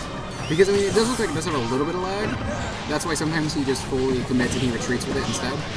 But whenever he mixes it up and he just kind of lets it go, people don't seem to be able to punish him, so it's working out for him. Yeah, definitely acts like a cross up then. Superb adjustments from Ggsw coming out here in the start of the reset. But Nam starting to slowly bring this back. He's going to start pecking away. Yeah, definitely looking for his own little bit of chip damage to try and bring this back as much as possible. Alright, the spin dash using. I like the way he's using the invincibility to kind of crowd Nam when he comes in for an attack. Puts on, like you said before, a lot of shield pressure and also can definitely cross you up. Alright, very deadly combo right there, but not going to do it just yet. Not enough percentage on Sonic. Yeah, not enough rage. At the same time, Nam was a little bit too low. Even though he is a very light character, just wasn't able to do it. Yep. And they're also very strange. So it doesn't look like it should kill, to be honest. Right. Okay, trying to go for that 2-frame. I like the attempt, honestly. Yes. Just, he angled it correctly, just missed time. Yeah, he put him at a disadvantage with that spring and then went for it, but it's hard to confirm sometimes. Some games you let you like a god, but other times bad things happen. Yeah, and getting the mix up right there on the air dodge, going to find the up air. Just what he was looking for, just what the doctor ordered, and now Nam. It's sitting at 166%. Honestly, it comes down to who can confirm these kills, man. And both these characters spell a similar story. Struggling to find those kills, but we see both of them kind of find them just at the same time. Yeah, finding range each other is very respectable, we'll say. Right. Goof just trying to find his way back. And Nam's going to let up just a little bit just to get him back, but immediately picks up right where he left off. Alright, but both these two have strings to show each other. I'll one-up you mine. Goof able to favor that. And potentially in his favor, and also a little bit of stage control leading his way. Seeing how he now has him off stage. Now it takes his one bad option, and now she's got you in her favorite part of the game. Yeah, once Nam's looking for his setups right now, and once he puts you in that spot, but just the tip gonna almost take the stock. Very powerful indeed. It looks like Goof is expecting these jumps, and he's definitely setting up back air for it. Because Sonic's back air is definitely one of those things that takes a bit to come out. So it's a hard read move. Yeah, he's going to need to get an air dodge, he's going to need to... he's got to bait something yeah, or he's got to read something for it. And it looks like he's reading these jumps, these get up jumps, but he's just not able to position himself right for it. Oh, went for the vanish, but able to jump away. Yep, and then the diamond cutter, gonna be able to take it out. Yeah, unfortunately that homing attack, a little too much lag on that, the recoil. Yep, it bounced him right into a great position for Nam to capitalize on that and take that game. It wasn't by all means a free game. It was definitely earned, but yeah, Goof brought it down to the wire. Just a little bit more mix-ups on Goof's, mess-ups on Goof's end. No, I wouldn't be surprised to see them go right back to FD. That's a good stage for him. Honestly, we see Goof when he's able to spin dash combo. If it just lays on shield, he can just go all the way over to the other side, and not really able to chase him down. So good going right back. He knows that he just gotta made some poor choices there towards the end. Yeah, just gotta adjust a little bit. That's all. I mean, he played solid. He was winning the percent for a long time. Just couldn't find that kill, and then once Nam got the first stock, it was a little bit downhill. I feel like whoever finds that first stock is so pivotal in this matchup. Because they definitely get momentum. Yeah. Even if you take the stock, even if you return the stock, they still they got to pump through them. They're in the lead. That is the step. That is the hump you got to get over. That is the hurdle of this match. And so far, my man Nam finding these bouncing fish combos, starting it up early, man, and putting on so much percent from these G combos, but Goof got off to a decent start, so it's still relatively close. Alright, and Goof really relentless with these dash attack, with the spin dashes and spin charges. Just continuously, non-stop. On a homing attack. Once again, he lost the stock to it last year. You think that'd be a very slim and far between used mix-up, but yeah, you've seen it already one too many times. Alright, utilizing the spring now, that's pretty smart. Yeah, using it as a way to get up in the air, keep a second jump. Okay, he got the frame trap, but just misplaced. Yeah, either that or missed timing, because honestly, if he just waited a split second. But now I'm going to get a frame trap of his own, getting out that nair. Oh no, but he's going to SD. It's so unfortunate coming out of Nam. Definitely not something you see every day. But now I'm going to keep his composure right here. He knows he can get his stock rather early, but he's going to have to work for it now, as he has no rage. But that bouncing fish should do it. Wow, and just like that. Finds the confirm he's been looking for. Alright, good cross up on shield right there. Getting the F tilt. Alright, gonna find a grab of his own. Goof's really got to get out of this corner. This is not where you want to be. That quick frame data. Yeah, that quick frame data just puts on so much, just contests you so well trying to get back up. Yeah, that ledge is definitely the place where she reigns supreme. Yes, no doubt. She can basically react to you. All she's got to do is just one of her moves. Whichever one she feels is the most optimal choice, it's fast enough. It'll get the job done. Yeah. Oh, but landing on shield with that vanish. And not a big punish though from Goof, unfortunately. Only able to get a jab out of it. Yeah, but I mean, it's... He didn't get that much in percent, but he did get stage control for a little bit, which is something that, you know... Yeah. Any stage control you can get, you need to savor. Oh, but and the... then, oh my okay, goodness. that vanish mix up. Something that Nam does kind of go for a little bit. So whenever I seem to, it doesn't feel like a mix up because I kind of expect it from him, but I mean, at the same time, it works. When it works, it's good. Yeah, and, pixels away from ending this man's life, but he's still living. And, you know, this is anyone's game right now still. Ooh, went for the grab, not going to get it, though. Yeah, unfortunate. Of course, if Diamond Cutter one more time, I'd get it, though. Yeah, maybe a little too fishy for that. He's certainly onto something here. Uh oh, you got to be careful landing now. Now he's going to start going for those up airs. Oh, the bouncing fish. Read. Now I'm taking up 2. Oh. Yeah, he's got to watch out for those high recoveries. She can certainly contest to. Alright, so now I'm coming away with it. Now he's 1 game away. Yeah, 1 game away from taking it out once again. Up there. Yeah, Goof getting the reset, but it looks like the Sheik is proving a little too much for him to handle. Although it's down to the last hit, so he needs that 1 read. He needs that 1 confirm to finish the game off, and maybe he can start mounting this comeback. But he's gonna have to find that first, and we're gonna see if he can do it. For the Sheik. Yeah, you know, going into it going down, but this time wants the survivability. He finds momentum, but he loses it very quickly. Yeah. And he finds, everything he finds, he loses immediately. He gets stage control, loses it. Gets stock advantage, loses it. Gets stage presence, loses it. He really hasn't been able to push that advantage stage very far when he does have it. So that's something we're going to be looking for from Goof here in the early going. But Nam already kind of has a game plan going into this. He's going to look for those approaches from Sonic, look for those spin dashes, and try to punish accordingly. Using these short hops, these empty hops very well. Trying to mix up his movement. Alright though, every time Nam kind of decides to jump in, we see him back off a little bit and get a spin dash, and it's going to land and catching him quite a bit here. Well, just like how Game 2 went, I mean, he did have, well actually, yeah, I think Game 2 and Game 1, he does get percent move in the beginning, it's just looking like he can seal the deal and not let Nam build up the percent and then take stock again. Oh, alright, he's able to make it back though, just barely. You know, she tried to scoop him out right there, and that would have been a diamond, but he goes so far off. Fish, my man. Oh my goodness, and attacks! Forces Nam to use his vanish right there to get hit so he can tech it. Wow. That is, that was pretty clean. Maybe a back air would have been the more optimal choice because you want to make that a non-technical situation. But, I don't think he expected to hit him though. He just kind of like upbeat out of instinct to try right, and survive. yeah. I gotta get back. He's like, oh crap. I mean, like, if he loses the stock, that's great, but if I lose my stock, all my hard work is gone. So, yeah, hope definitely do or die. But Goof was able to pull it off. Yeah, so Goof staying alive, and it's still a relatively close game. Anyone's game, really. This is where Goof needs to just find that read. He needs to find that kill, man. He's not been able to find it once throughout this reset here in brackets, so this is definitely the game changer. Gonna find that Nair, but Battlefield is too much. Forever living. Counter picks can work against you, unfortunately, sometimes.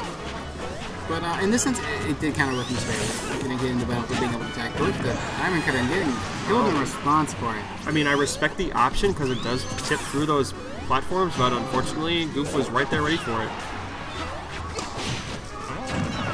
Oh, the Nair catching the spring ride. Oh my goodness. Yep, and then he went for one more, went for a bouncing just trying to keep it up. Tried to go for a slick down smash.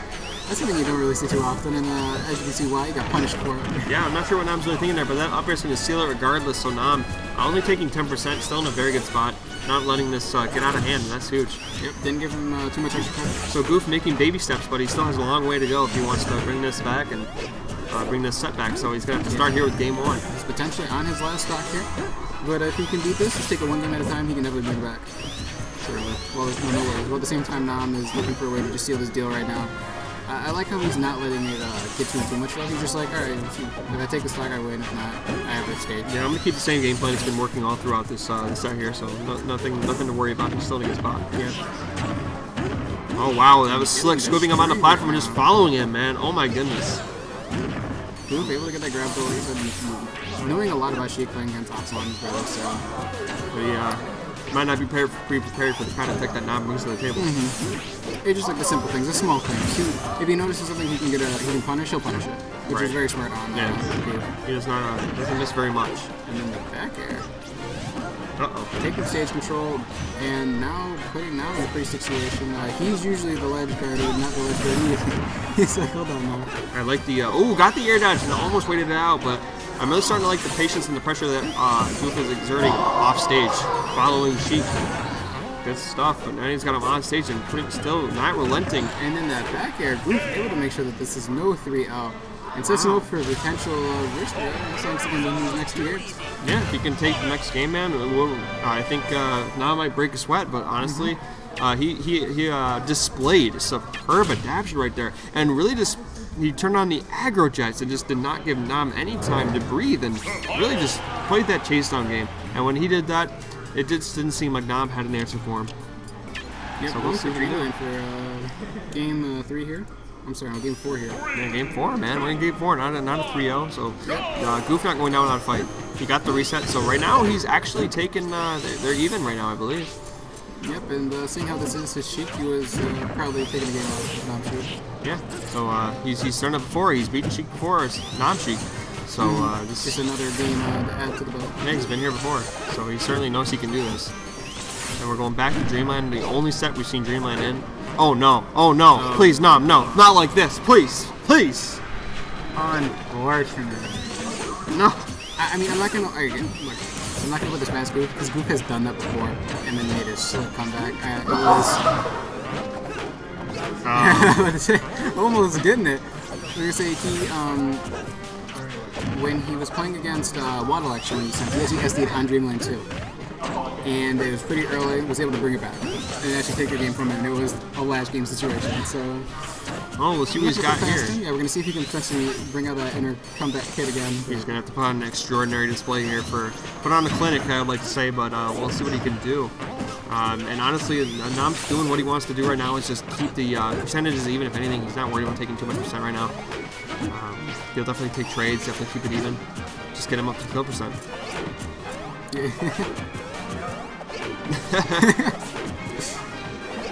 Yeah, usually the Sonics don't want to time out, but I think in this scenario, down stock, yeah. SD. Nam's got the upper hand there.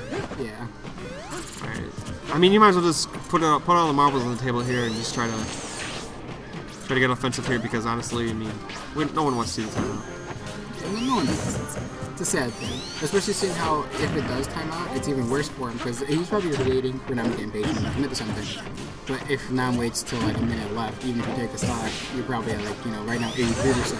You got to build 83% in about a minute, so it's like it's worth it to be aggressive. Pretty tall order. Yeah. Yeah, it's worth it to be aggressive versus trying to bait out someone's impatience. Get off the stock at all costs. That's all I'll say. But getting 2 uppers in a row, trying to catch it again, but no dice. And I respect the option, just trying to end the stock in any early way you can when you have this kind of deficit. You can't afford to go to those high percents. Oh my god, the grenade. Okay, whatever. Trying to throw the grenade, why not? Uh-oh. Oh, he just misses it. Okay, misses it. And breath of life here for... Oh, and the turnaround forward smash. Good stuff. We're not going to end it just yet, though. Going for it. I like it. He's like, taking a vision advice. We haven't seen it. At any cost. We haven't seen it yet, so... Why not? Yeah, why not? Getting that grab in the back throw, not going to seal the deal, but... Yep, I like the mix-up. Definitely playing really aggressive on stage. He's just like, I need to do something here. Yeah, he's at 127% already, and even though he's been putting on a good display here, now I'm still able to keep up with him for sure, and keep that percentage rising. Yeah, get up. Wow, the regular get up. But he's still living, though. Yeah, and just not able to seal the stock just yet, and that's gonna, create more problems. So the diamond cutter. Diamond cutter, gonna be able to do it. And the 3-1. Able to take it. So there's the Sheik we've all been waiting for all night, and it looks like Nam is your Ggsw champion. Yep, Ggsw. We're doing low tunes now. All right, do I have to stream this too now? What's going on? Well, I'm here as long as Nam is, so I mean, whatever. Let's get into it. I mean, yeah, I guess so. This will be the low tiers event. What is this? Oh, is this? What? Yeah, it's like until. Is he like? I think he's low. I'm gonna say I was gonna look it up. Why did I put it on low? As It's better be quick. I'm pretty hungry. yeah, I can put it on the 8. Low tier will reset this bracket here. Apparently, we got. All right, so you guys, this is low tier's side event here. I don't know where they're going. I don't know. I don't know what match this is, what bracket it's in. The bracket does not exist for this. This was I think this is just them. yeah. This was a sweet little side event they decided to do. For, Yeah, but I think that might be the only two that's playing the stream though. yeah. This is probably gonna be the only set on stream. Just figured since they're already here, might as well play it. Yeah, and believe it or not, Nam actually has a weak foot trainer. Yeah. Yep. I mean, he's a pretty solid character. Yeah, basically. I mean, it's a solid character who holds like similar story as like Charizard, you know what I mean? Like who plays against Charizard. So when you play against Weakfoot, you're like, is that punishable? Wait a second, like forward there spikes from the back, and you're just like, see. Yeah, the more you know. Yeah. You learn so much. Alright. Trying to give him the airs, man. Just trying to space out, but that up B, I'm just gonna take it. Oh. A little overextension there. They're pretty hard to approach with Wii Fit Trainer, pretty hard to get in. Continues the punishes for these overextensions with grab. I like the neutral B off stage, but I'm gonna keep him off stage right now. Pushing this advantage state. Another grab. You're at 150% time to end the stock. If your time dies now.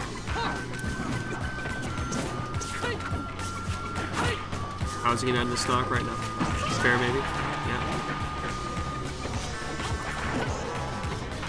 Alright, looking for the jump get up but not getting it. And Nam continues to hold on to his stock. Maybe just long enough to finagle his way into a lead here. Alright, now Nam's starting to play a little safer, waiting for an overextension, and no reason right now he should be going in. Well, I mean, it's low tiers. Why not? Why not? I mean, you know, I gotta call it like it is, though. My phone is at 5%.